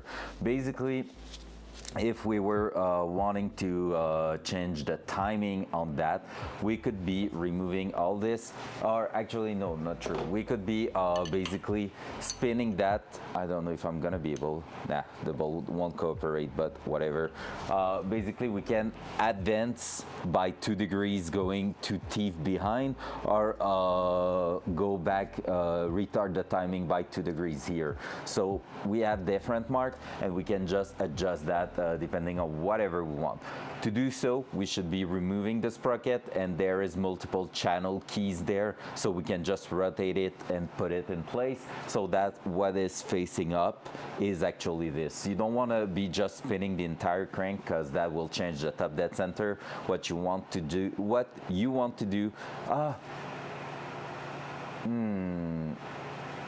yeah, what you want to do is remove this. You have marks at the bottom here, so here it's at 0, and I should be putting that R2 on the channel key there, and that R2 will mean when I bring the dot upward, it will be 2 degrees retard or 2 degrees advance. So that's a thing. Maybe one day, but not for now. Right now we're just putting everything together as is, because basically the cam is taking in consideration that the stage 3 turbo cam is taking in consideration that we are at 0 degrees here. However, let's say boost is coming too soon for our taste. It's a little bit too violent at low range, or not enough. Well, we could be playing on that to basically change the power curve of the engine a little bit to get that to a place where it will be perfect for us. So yeah.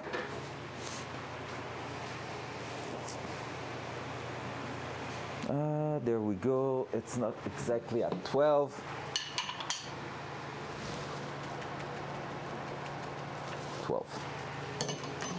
Now let's grab the sprocket.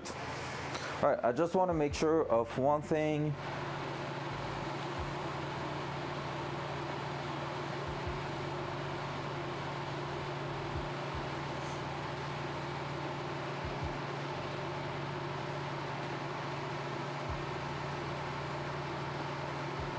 Surface at the back of the cam sprocket.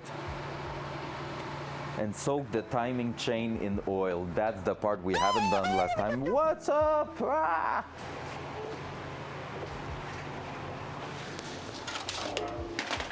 We're gonna do that. We're gonna soak it in engine oil. Front cam. So I'm gonna grab some leftover engine oil right here.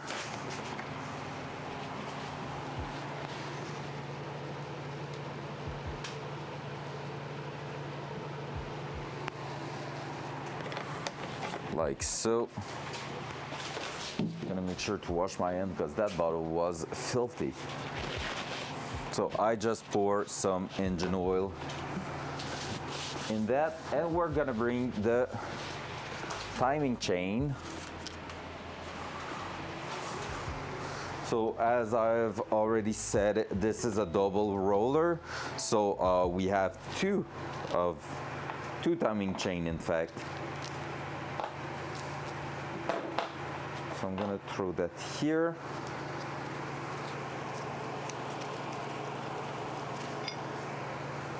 I'll remove that here, gonna throw that in there.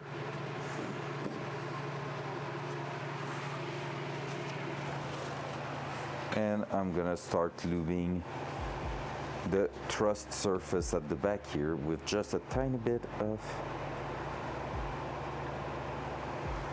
lubricant.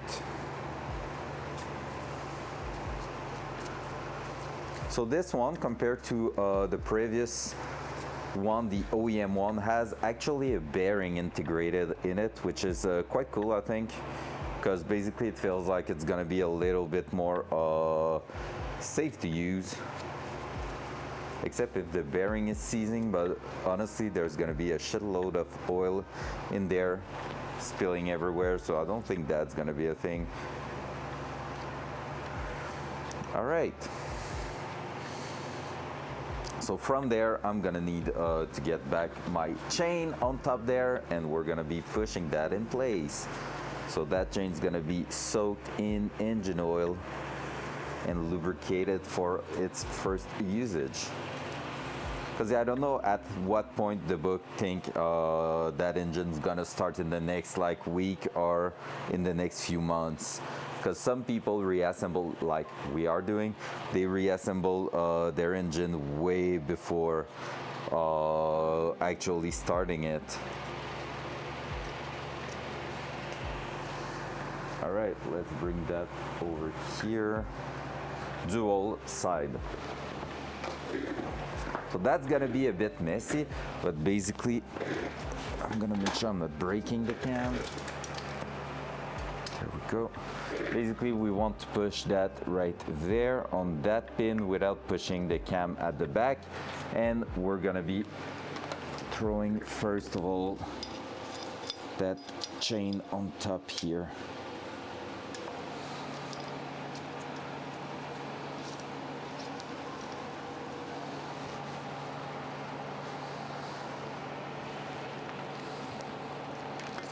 Just like so. And now the cam wants to go backward, so we're gonna keep a hand on top here. There we go. I think. Yeah. That went right in place. There you go. Now we are puking some engine oil at the bottom there, but hey, part of the game. Building an engine is messy, so no worries.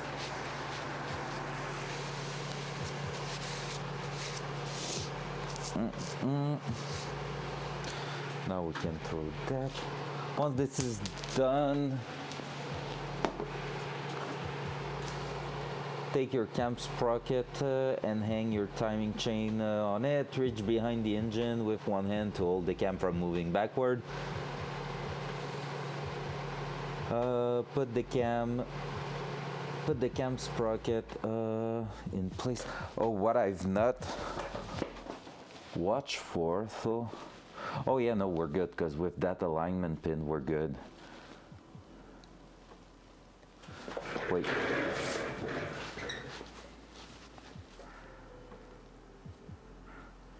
Put the cam sprocket in place while spontaneously wrapping your chamfer around the crank sprocket.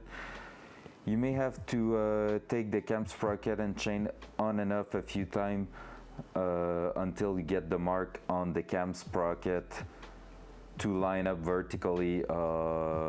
They should be, oh yeah, that's what we were missing. So right here we're a bit offsetted, so we're gonna have to take it out and actually spin it.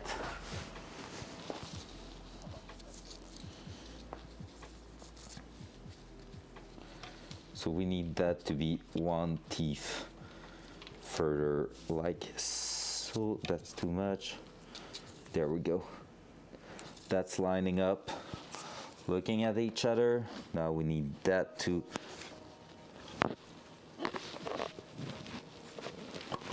there.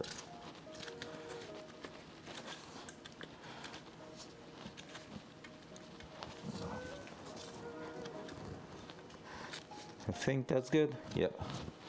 So both marks are looking at each other. So that one is looking 12, that one's looking 6, and we are good. All right. So from now on, start the cam bolts by hand.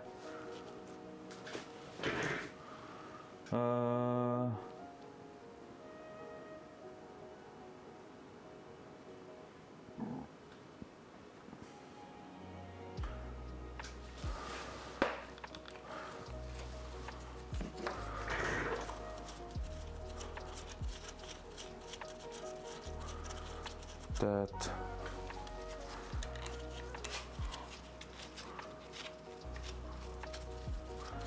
there we go. So like I already said, double roller means the stress is splitted on a wider surface, which prevent failures in the future from the timing chain. So that's gonna be helping. Oh hell yeah, it is, right? It's dripping on the ground also.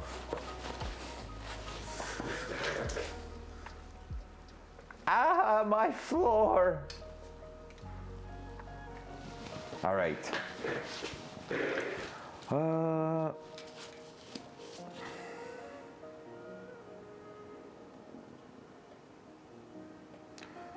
18 to 26. We're gonna put at 24.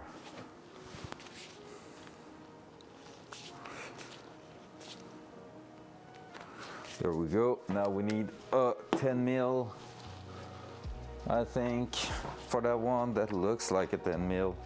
Hopefully we're gonna be able to torque it without having to lock it in place. Let me grab my 10 mil that is laying somewhere in here. Are you there? You're not there. Where are you, 10 mil? I want you, 10 mil, to be right here. That's an 11.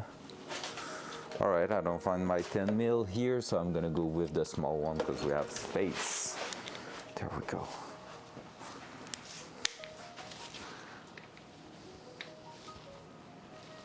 I feel like it's gonna spin. Yeah! I'm excited to see that coming together that way. All right, I think we're gonna be okay. 24. Oh. 24. 24. Let's go!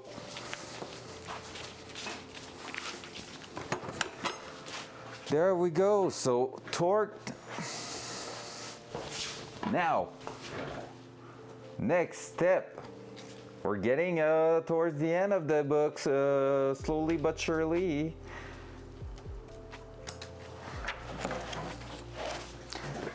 Oh, we're getting there. We're installing the oil pump. Oh, wow. That's frightening. All right. Whew. Let's grab the oil pump. That's something we haven't done so far. So I'm gonna put that engine oil away because I don't want that everywhere on the ground.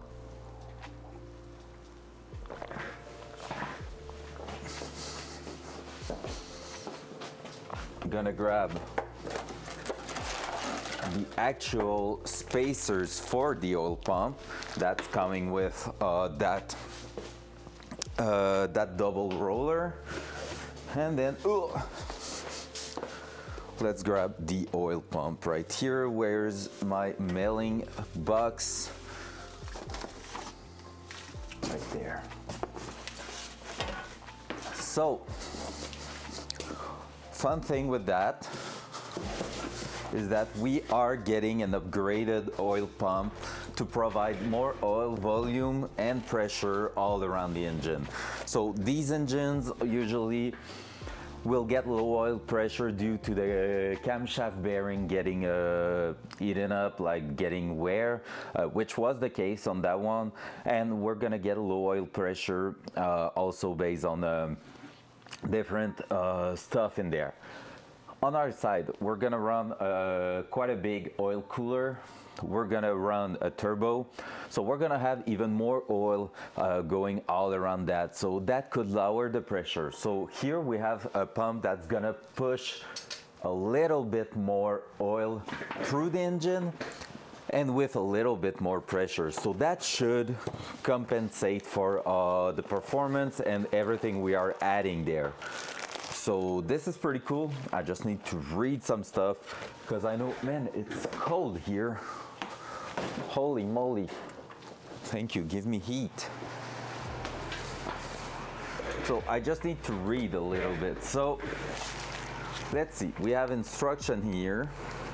I'm gonna remove my dirty gloves for reading the instruction, and we're gonna take a look at everything here, because basically we have different springs coming with it, but I think first we're gonna run it as intended with that package. But yeah, we can basically change the configuration of that if we want more or less pressure, more or less oil. So we're gonna read that.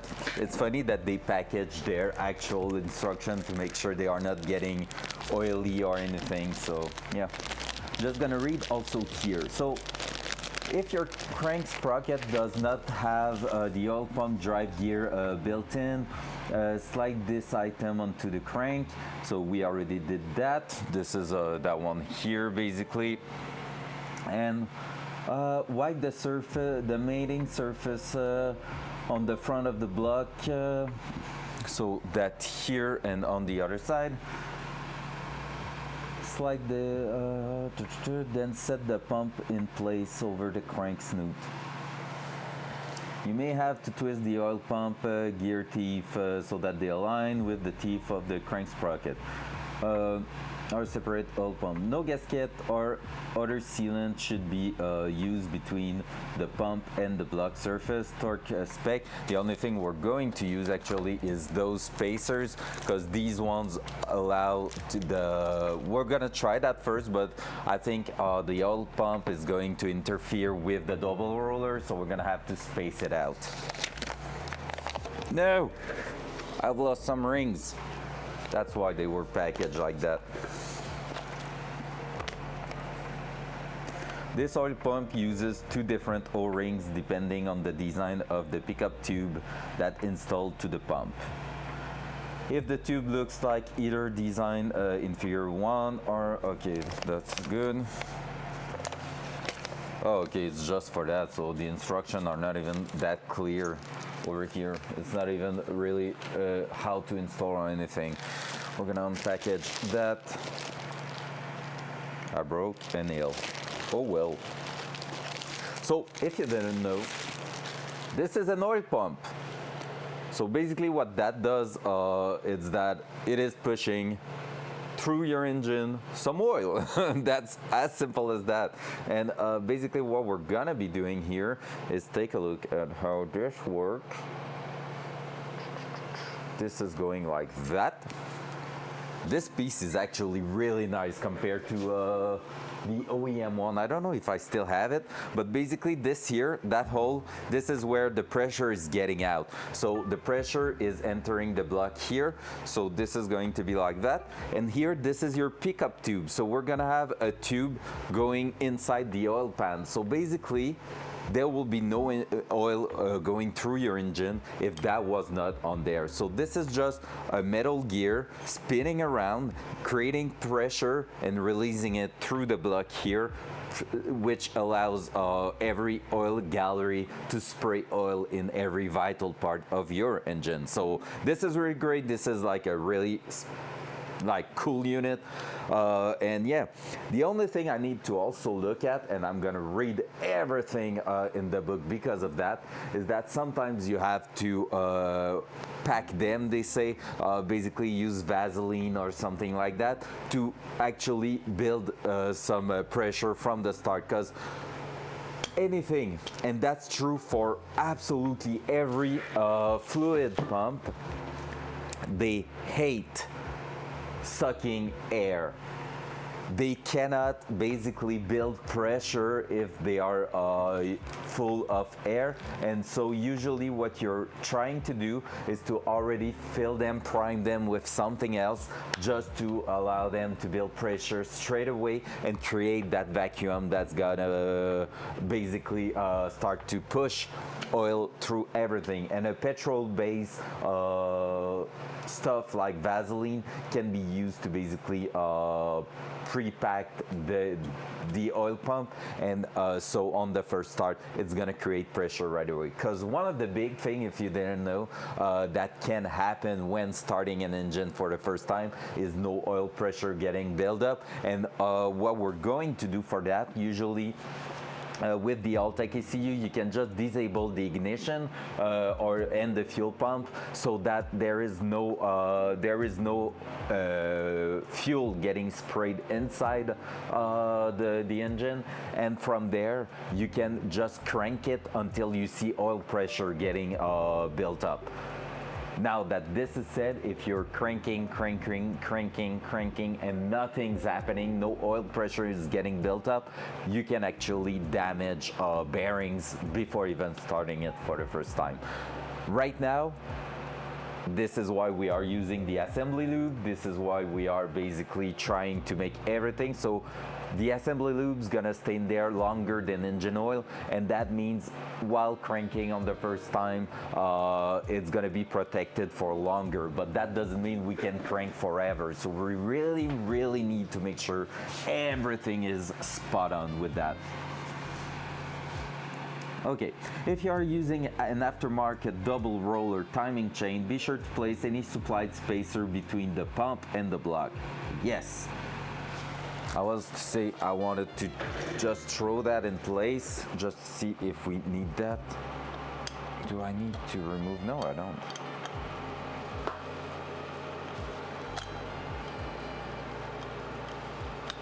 Yep, we need the spacers because we are smashing in the chain.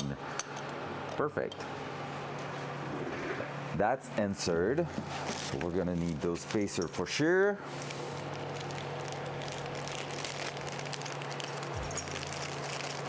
So basically here, that's just going to space it out of the actual block, so that's perfect.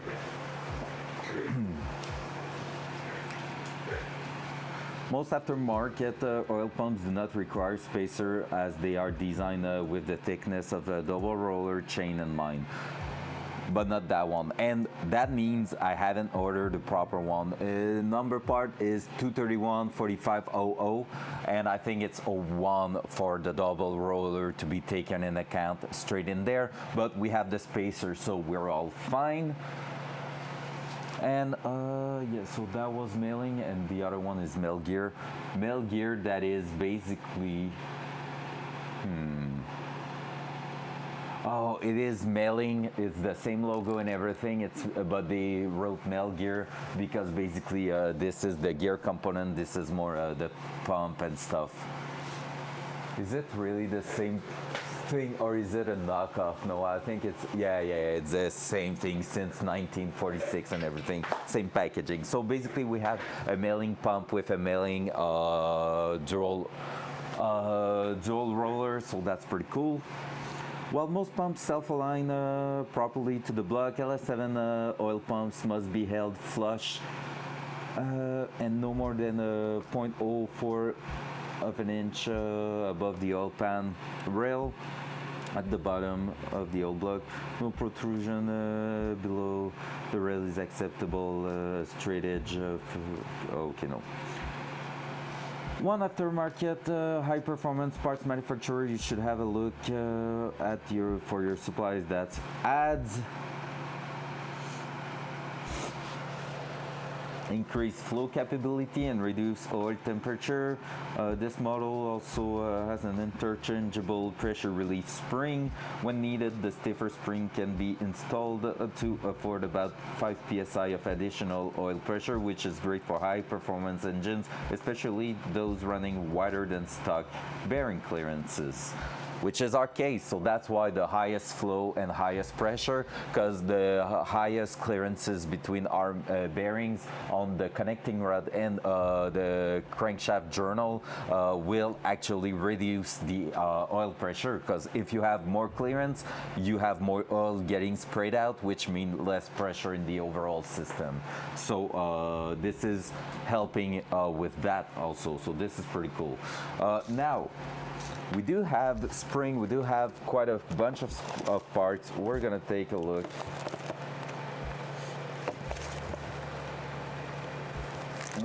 Gonna take time to read what's going on in here. So these are the kind of spring we can replace. We have also another supplied cap for that, so that's pretty cool. That's gonna be something we're gonna be looking at. All right. Relief valve spring instruction. This oil pump is supplied with a high pressure relief spring. If a lower pressure is desired, remove the red spring and replace it with the enclosed blue spring. We don't want that. So okay, so basically if we want to reduce by 10 psi the pump, we can do that. Okay, so this is pretty much the exact same thing as the other package. Let's read the other one there. We got stickers, wow! Due to the nature of the anodizing process, some color variation or spotting may occur. From lot to lot, this variation will not affect the pump performance. Oh, all right, they had complained about, oh, but this is not the same gray I used to have. Oh my God, people. We're ready to install that, let's go. So, that's crazy. I'm gonna keep reading just to make sure, do we have to?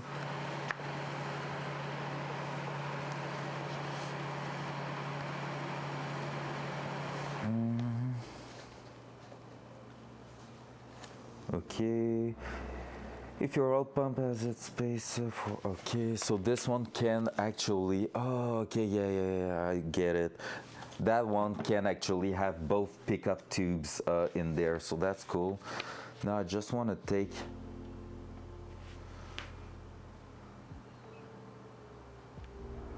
we're getting close to putting some seals on.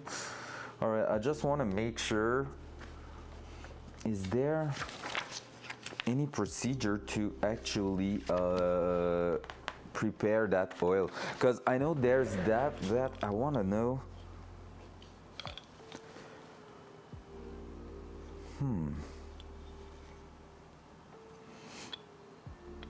That's going like that.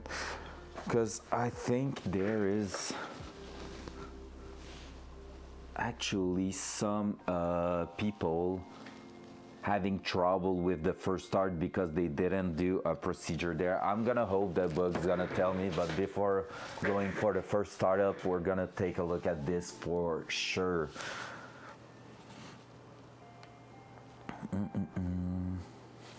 I'm just going through the book quickly just to see if they are doing. So this is cylinder head, this is for later on.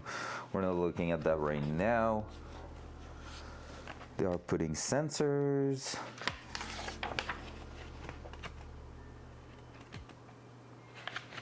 Flywheel, we're gonna have to take a look if we can change the configuration of the support to see if we can just make it happen there.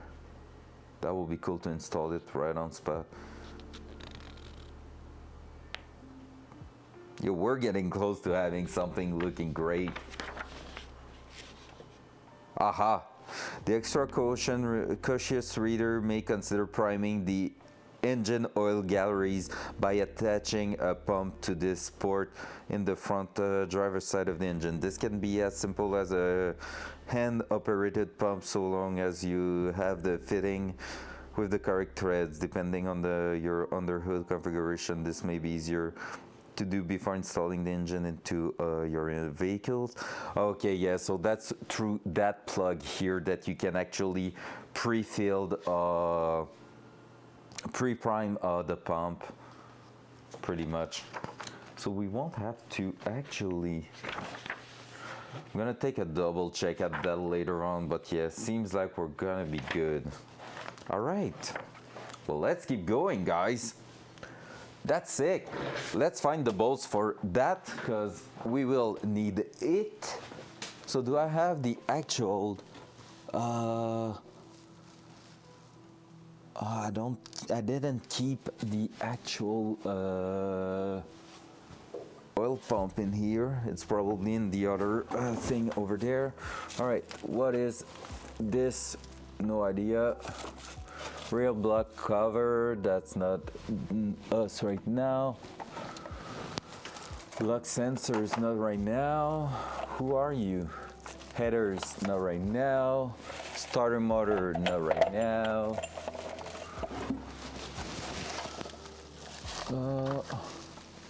Exhaust manifold, nope. Coil pack brackets, nope. Oil pump, pickup and plate. All right, so we have a few bolts to find in here. We have 4 of them actually. And that thing is dusty AF. Oh, there is just 4, no, there is a little mode, but yeah, the other ones are for the plate, so they are nuts and not bolts. All right, so I'm gonna clean those. Let's put back some gloves. Front cam. There you go. So for now, everything's going to happen here. I'm gonna go into mineral spirits here, and we're gonna just start assembling that here. That one we are probably going to use it again, but those ones to the cat sits with this. Yeah, those ones we are getting them replaced with the ARP stuff. So right now what's about to happen is that we're gonna clean these, install the oil pump, and we're gonna be moving on to probably putting I need to take a look, but I think the plate is coming with the new oil pan, because basically the oil pan we're gonna use is an aftermarket one that I just saw the cam freeze a little bit. That was weird. But yeah, we're gonna use an oil pan that's gonna be having a little more capacity. Well, not true. Technically a little bit less oil capacity than the truck one that wasn't there, but it's gonna take less space and be a bit more purpose accurate, because basically the truck one would have been hanging underneath the car by a lot. It's a really narrow but deep oil pan, while here we're gonna have one that's a bit more lower but a bit wider, so that's gonna help reduce the chance of hitting the oil pan under the car, which would suck a little bit. So there we go, one bolt there.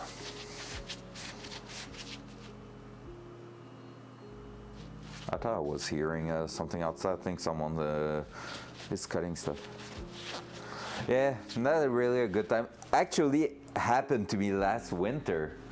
With my daily driver, my Versa, I couldn't avoid an ice block in a super tiny road in midtown, and basically what happened is that I had to roll past it and heard a crunch underneath, but I was like, oh, well, yeah, of course, but it was harder than I was expecting it to be, but I was like, nah, no, it doesn't matter.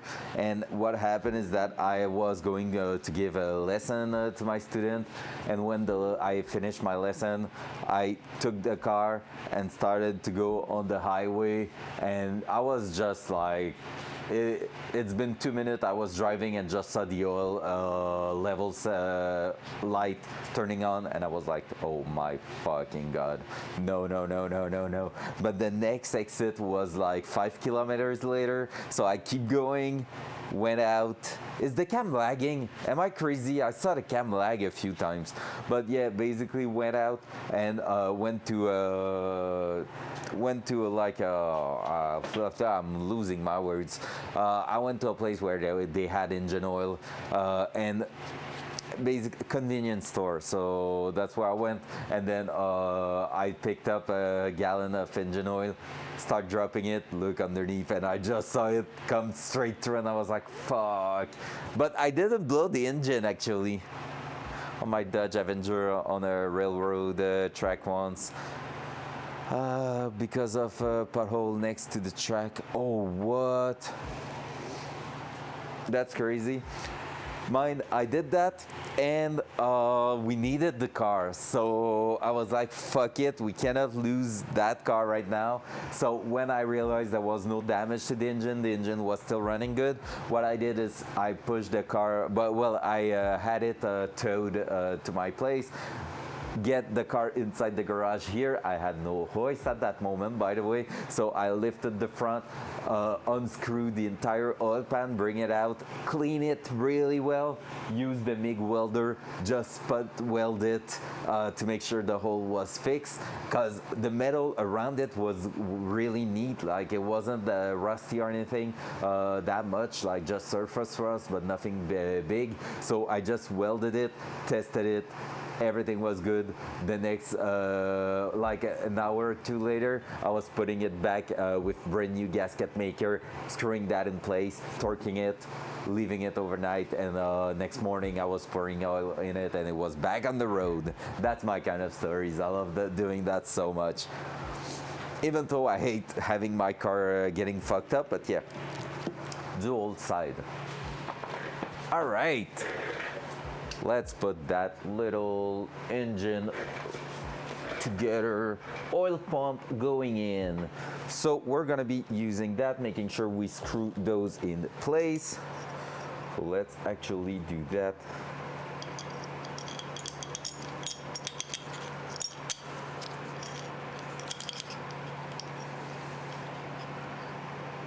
Stay there.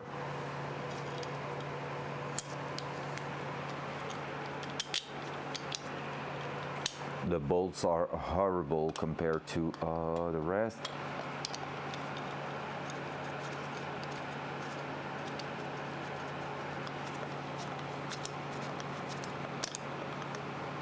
Oh yeah, they say that you might have to do. Oh yikes, I will need to. There we go.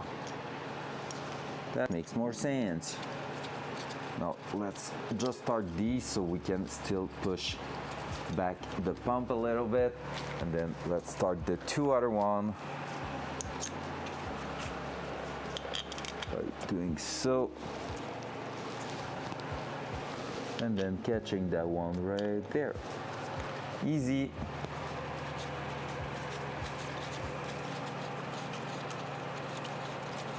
Pretty. And now we are clearing really well by like at least 3 millimeters the actual gear and chain. Oh shit, we forgot one thing. I think we forgot one thing.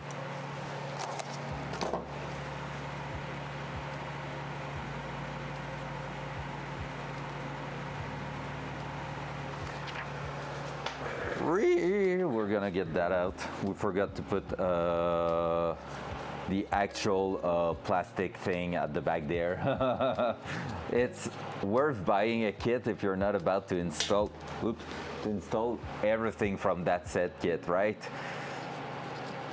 And hopefully we won't have to remove the sprocket because they say we might have to we might have to install before going any further the actual guide. Yikes. Hopefully it's not true for us here. All right, let's get that out here like that. Let's grab the other part of here. LS3 tensioner dampener right there. So this is the actual tensioner. We're gonna be removing those bolts because for us these are not needed. What we need to use is the rest of the kit here.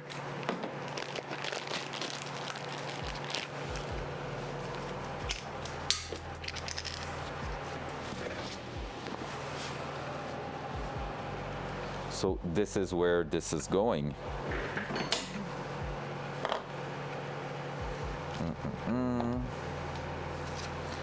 So I think this is going on top there to space it out, like so.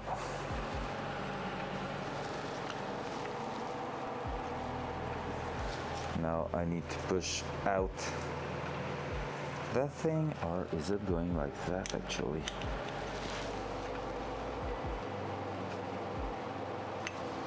Oh, this is definitely not that. Oh yeah, okay, I see how they are done. There is that for the spacer, and we need to push out these things if we want it to work properly with the adapter. So this is like a generic one, so we're gonna have to just work for it a little bit. I'm gonna need to press it out. So that's what I'm about to do right now. So just, there's so much tools in my way here. Are you big enough to? Yes, you are. All right, give me just a few seconds. I'm gonna be pushing out these things. You are big enough to, no, you're not.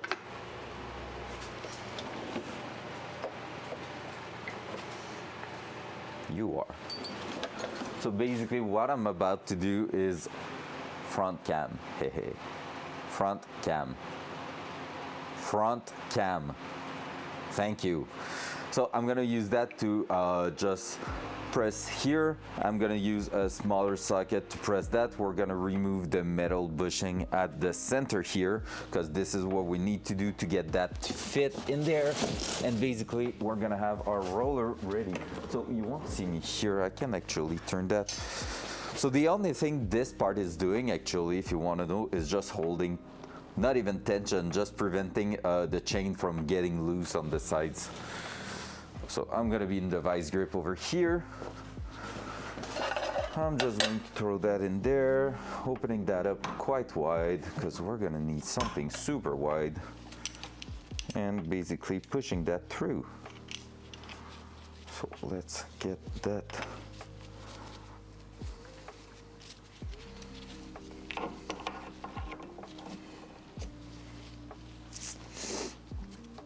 I'm always missing one hand for that kind of stuff.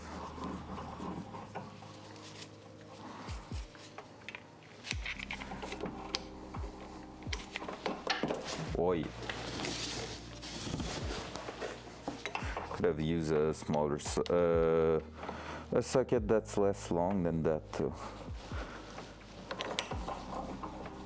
I feel like.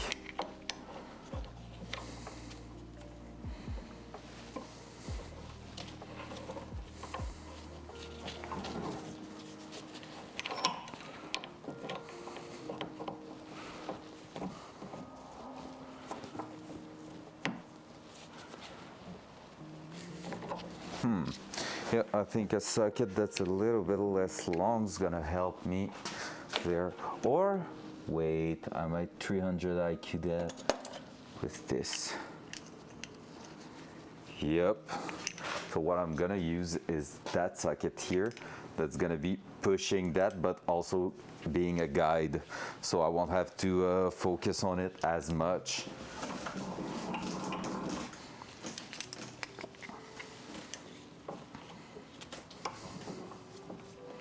Oh yeah, this is working great. Easy. There we go. So I just removed that sleeve really well. So basically I just used the socket to have a guide at the front. There we go, doing the same thing on the second one. It's not even damaging or anything, it's really smooth on that. If I'm not dropping the socket to the ground, that will be great. I'm gonna need to change my glove after that because basically they are disgusting right now.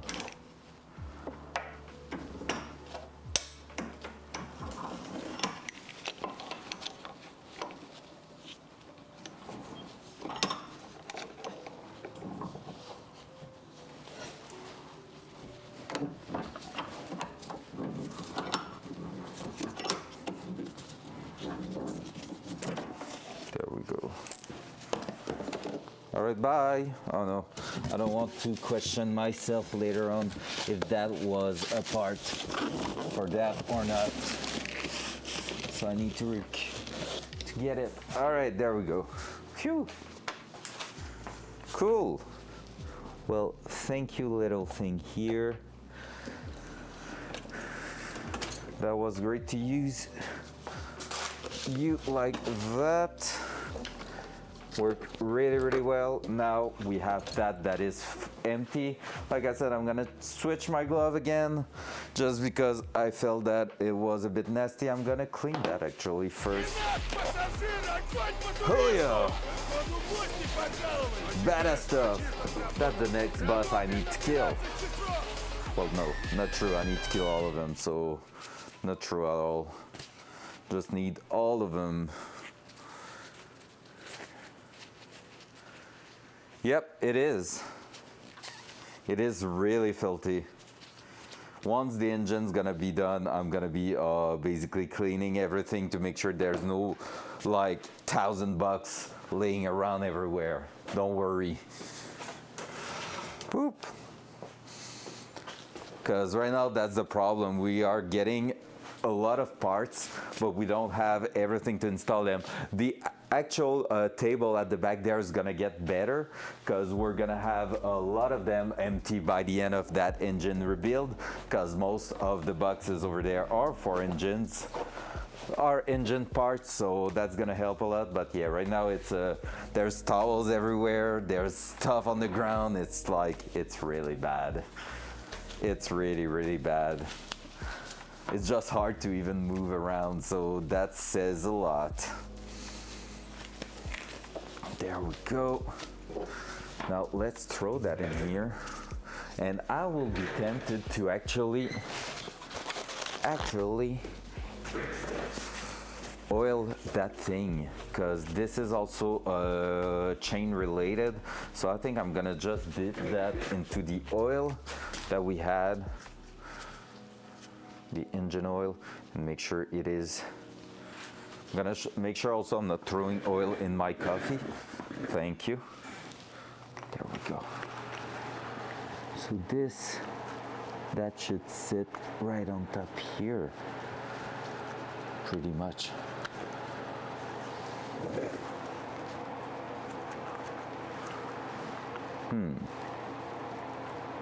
If it wants to go.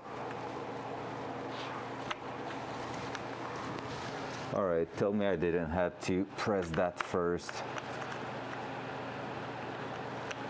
because that will suck.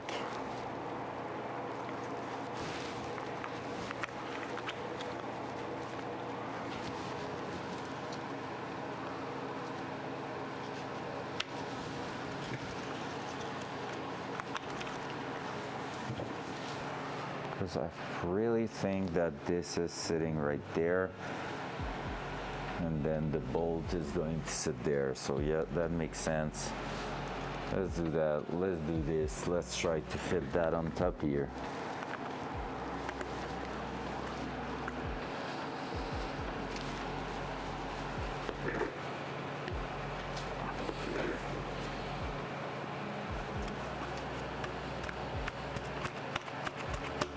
There. Boom. We got it. So there we go. So we can see there's just a bit of tension here. It's just going to reduce the possibility for it to get away. And then we have those two bolts going right on top here that are going to line it up.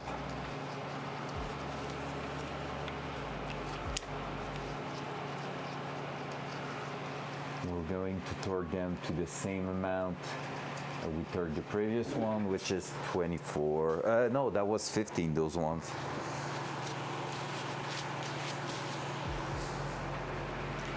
That should be that one.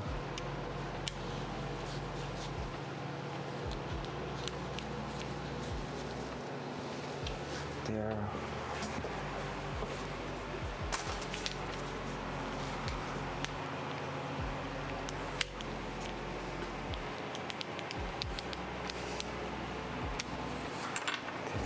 There.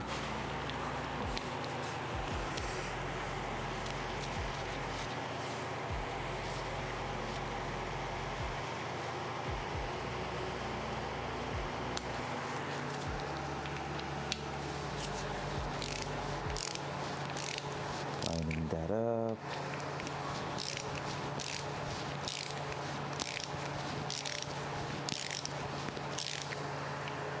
Just making sure we are pressing that in place correctly. And now dual side. Need to make sure we are not over tensioning that.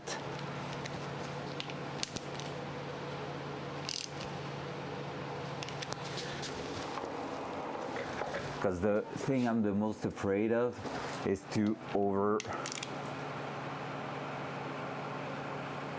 torque it and that it cracks the actual plastic. So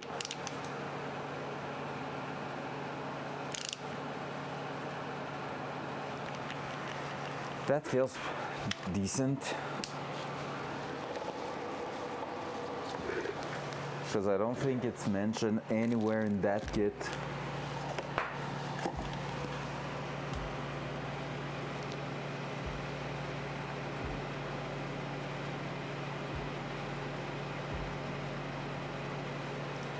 (15 to 18).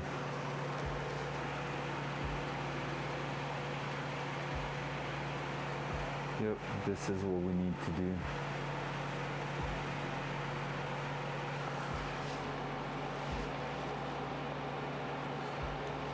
Wait.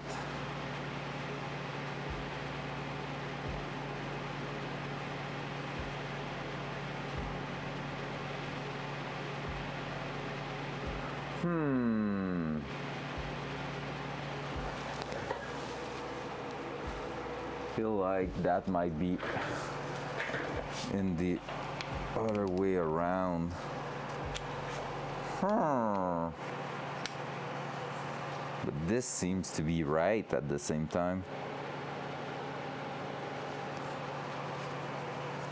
All right, let's remove it, see how it reacted behind, because if I'm following the instruction, I feel like my metal should have been at the front and not at the back. But I feel like that's gonna push our thing a little bit too far. And you're right, Blue.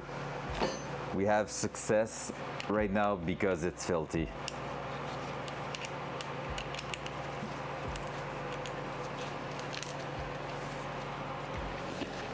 So far we were pushing that in place and it seems good. I need a little bit more help in here.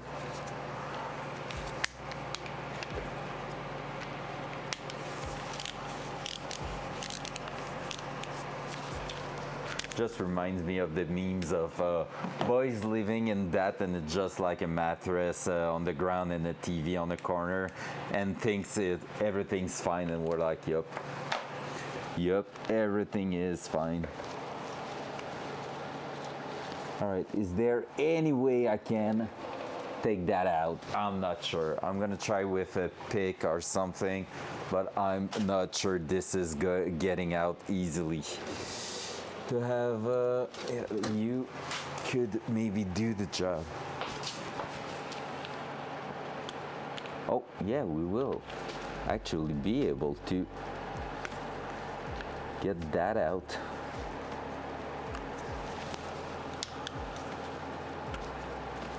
Hell yeah. One small step at a time.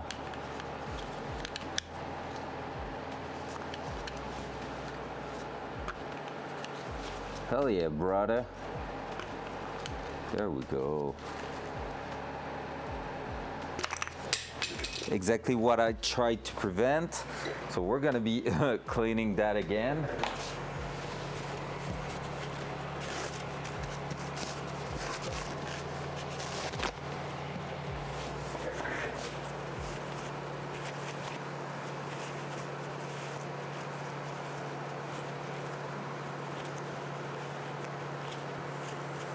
All right, let's try that one more time, but now going on the right side of it.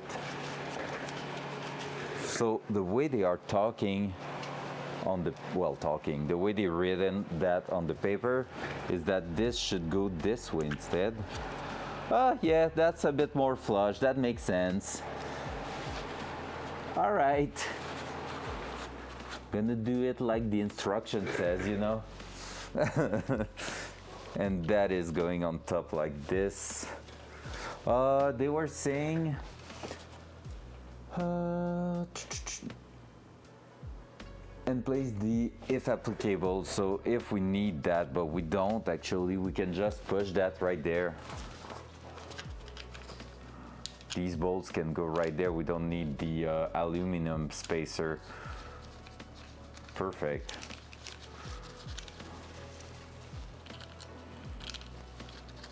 That's why I was trying to rethink it.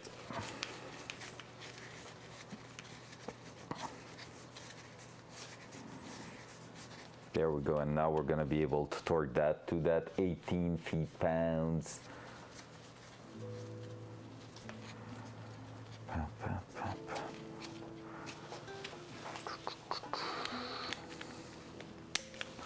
So 18.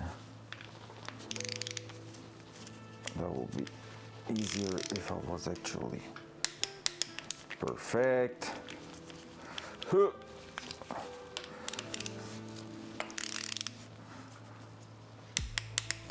There we go. And it seems to be, that thing is, there we go.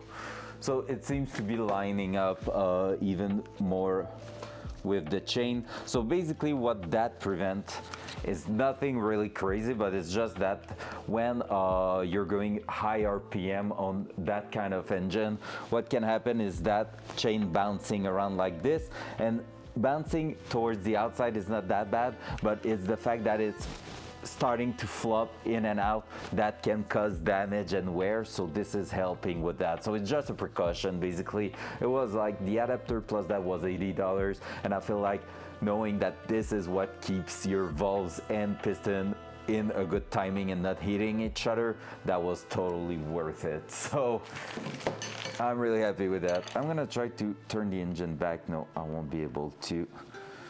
I can only do one full turn, I guess. Or actually lock it and put a bit more tension on the front. Yep, let me try to lock it.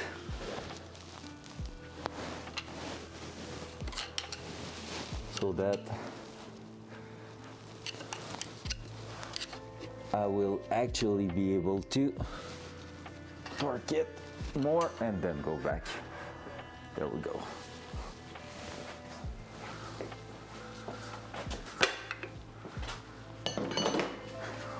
getting there. So now we can really install the oil pump, because now we don't have anything to install behind it. So this is quite a big thing. So let's go.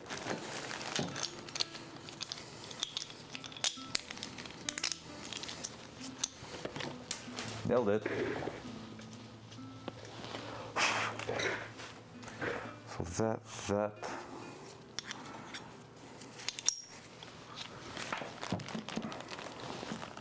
Trying to prepare most of the bolts.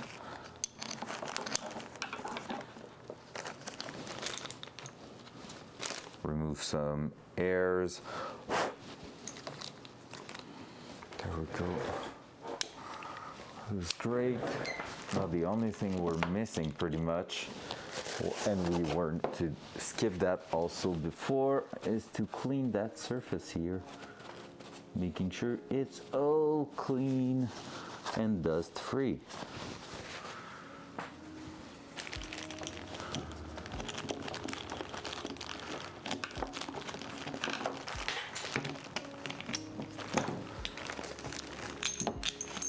It's not going well.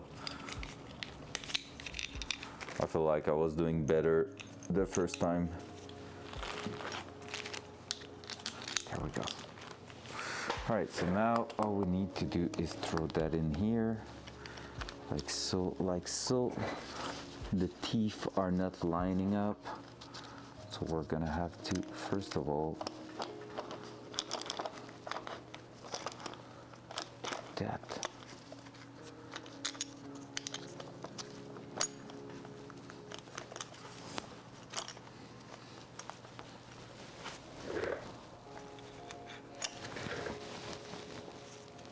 I'm gonna have oil.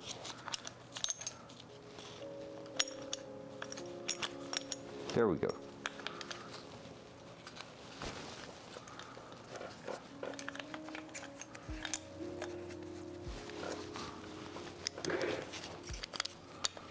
There we go.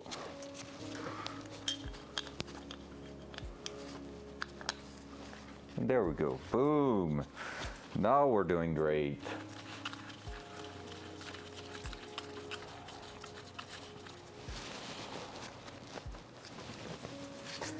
So we don't have an LS7, so we don't have to care too much about what's going on underneath. I think that's because LS7, if I'm not wrong, had a dry sump or something, so the underneath of the engine might be done differently.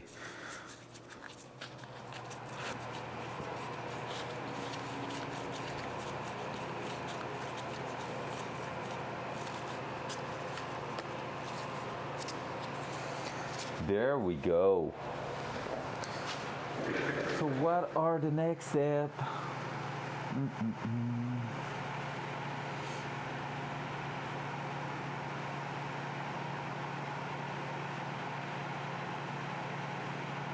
£18 feet. So let's do that with our little 10 mil that we had.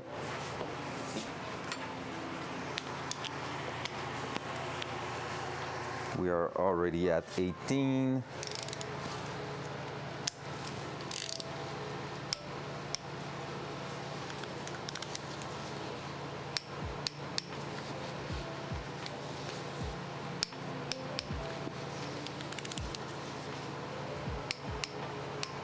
There we go. Let's do that one more time. Just making sure. Click. And click. There we go. Oil pump installed. We're gonna have a bunch of leftover parts so far, like brand new bolts, aluminum spacers, more bolts. Let's throw that away for now, because it's no big deal, as long as everything we need is in there. All right. Next step, oil deflector tray modification. Performance tip. Okay, no, this step applies to high performance application only. For stock rebuild, skip to the next step. When using a crankshaft with a larger than stock stroke, which is not our case.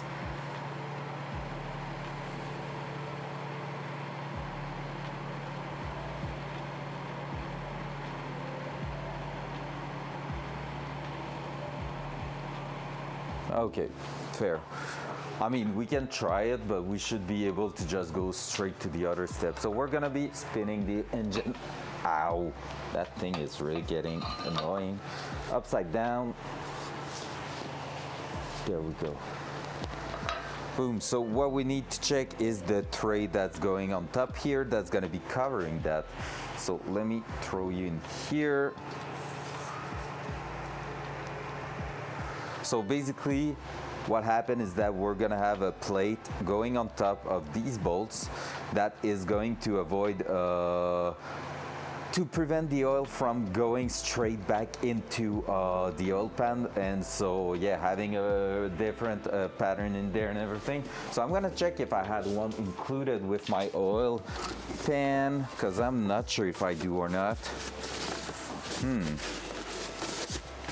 No, I'm not sure actually. So that's gonna be a part we're gonna have to clean up. And I'm gonna need to find that part actually. Hey, might be a good place to stop.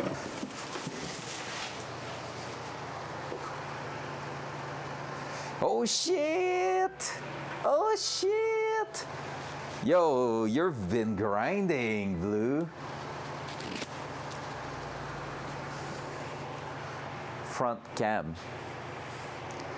So we are getting in a moment where, again, I don't know where some parts are, so that's a little bit annoying, but at the same time, nothing different than what we are used to, right? So I think it's right. Oh yeah, it's right there, and it's so disgusting. Yep. You know, lunch break should have started a little bit before that. Ugh. Yep, I think we're gonna go on the lunch break. It was supposed to be 40 minutes ago. Well, guess what? It's gonna be now, because I'm not ready mentally to attack that. Since I found out the PC gives me more because it actually works, I've been getting more. Nice, that's amazing, man. Yeah, so basically what happened right now is that we're gonna be using the actual tray going on top there, but it is so disgusting that I'm not touching it right now. I'm going straight to lunch break. I need to eat. I'm starting to have a headache, so I'm like, yep, that's a sign to just go and leave it there. So I'm gonna be back normally this afternoon. I won't promise anything because, like I said, I'm just starting to get a headache right now, so we'll see how it's going after lunch. Usually it gets better. I'm gonna take more coffee, so I should be back normally in about 2 hours. So see you later, guys. I love you all. Bye bye.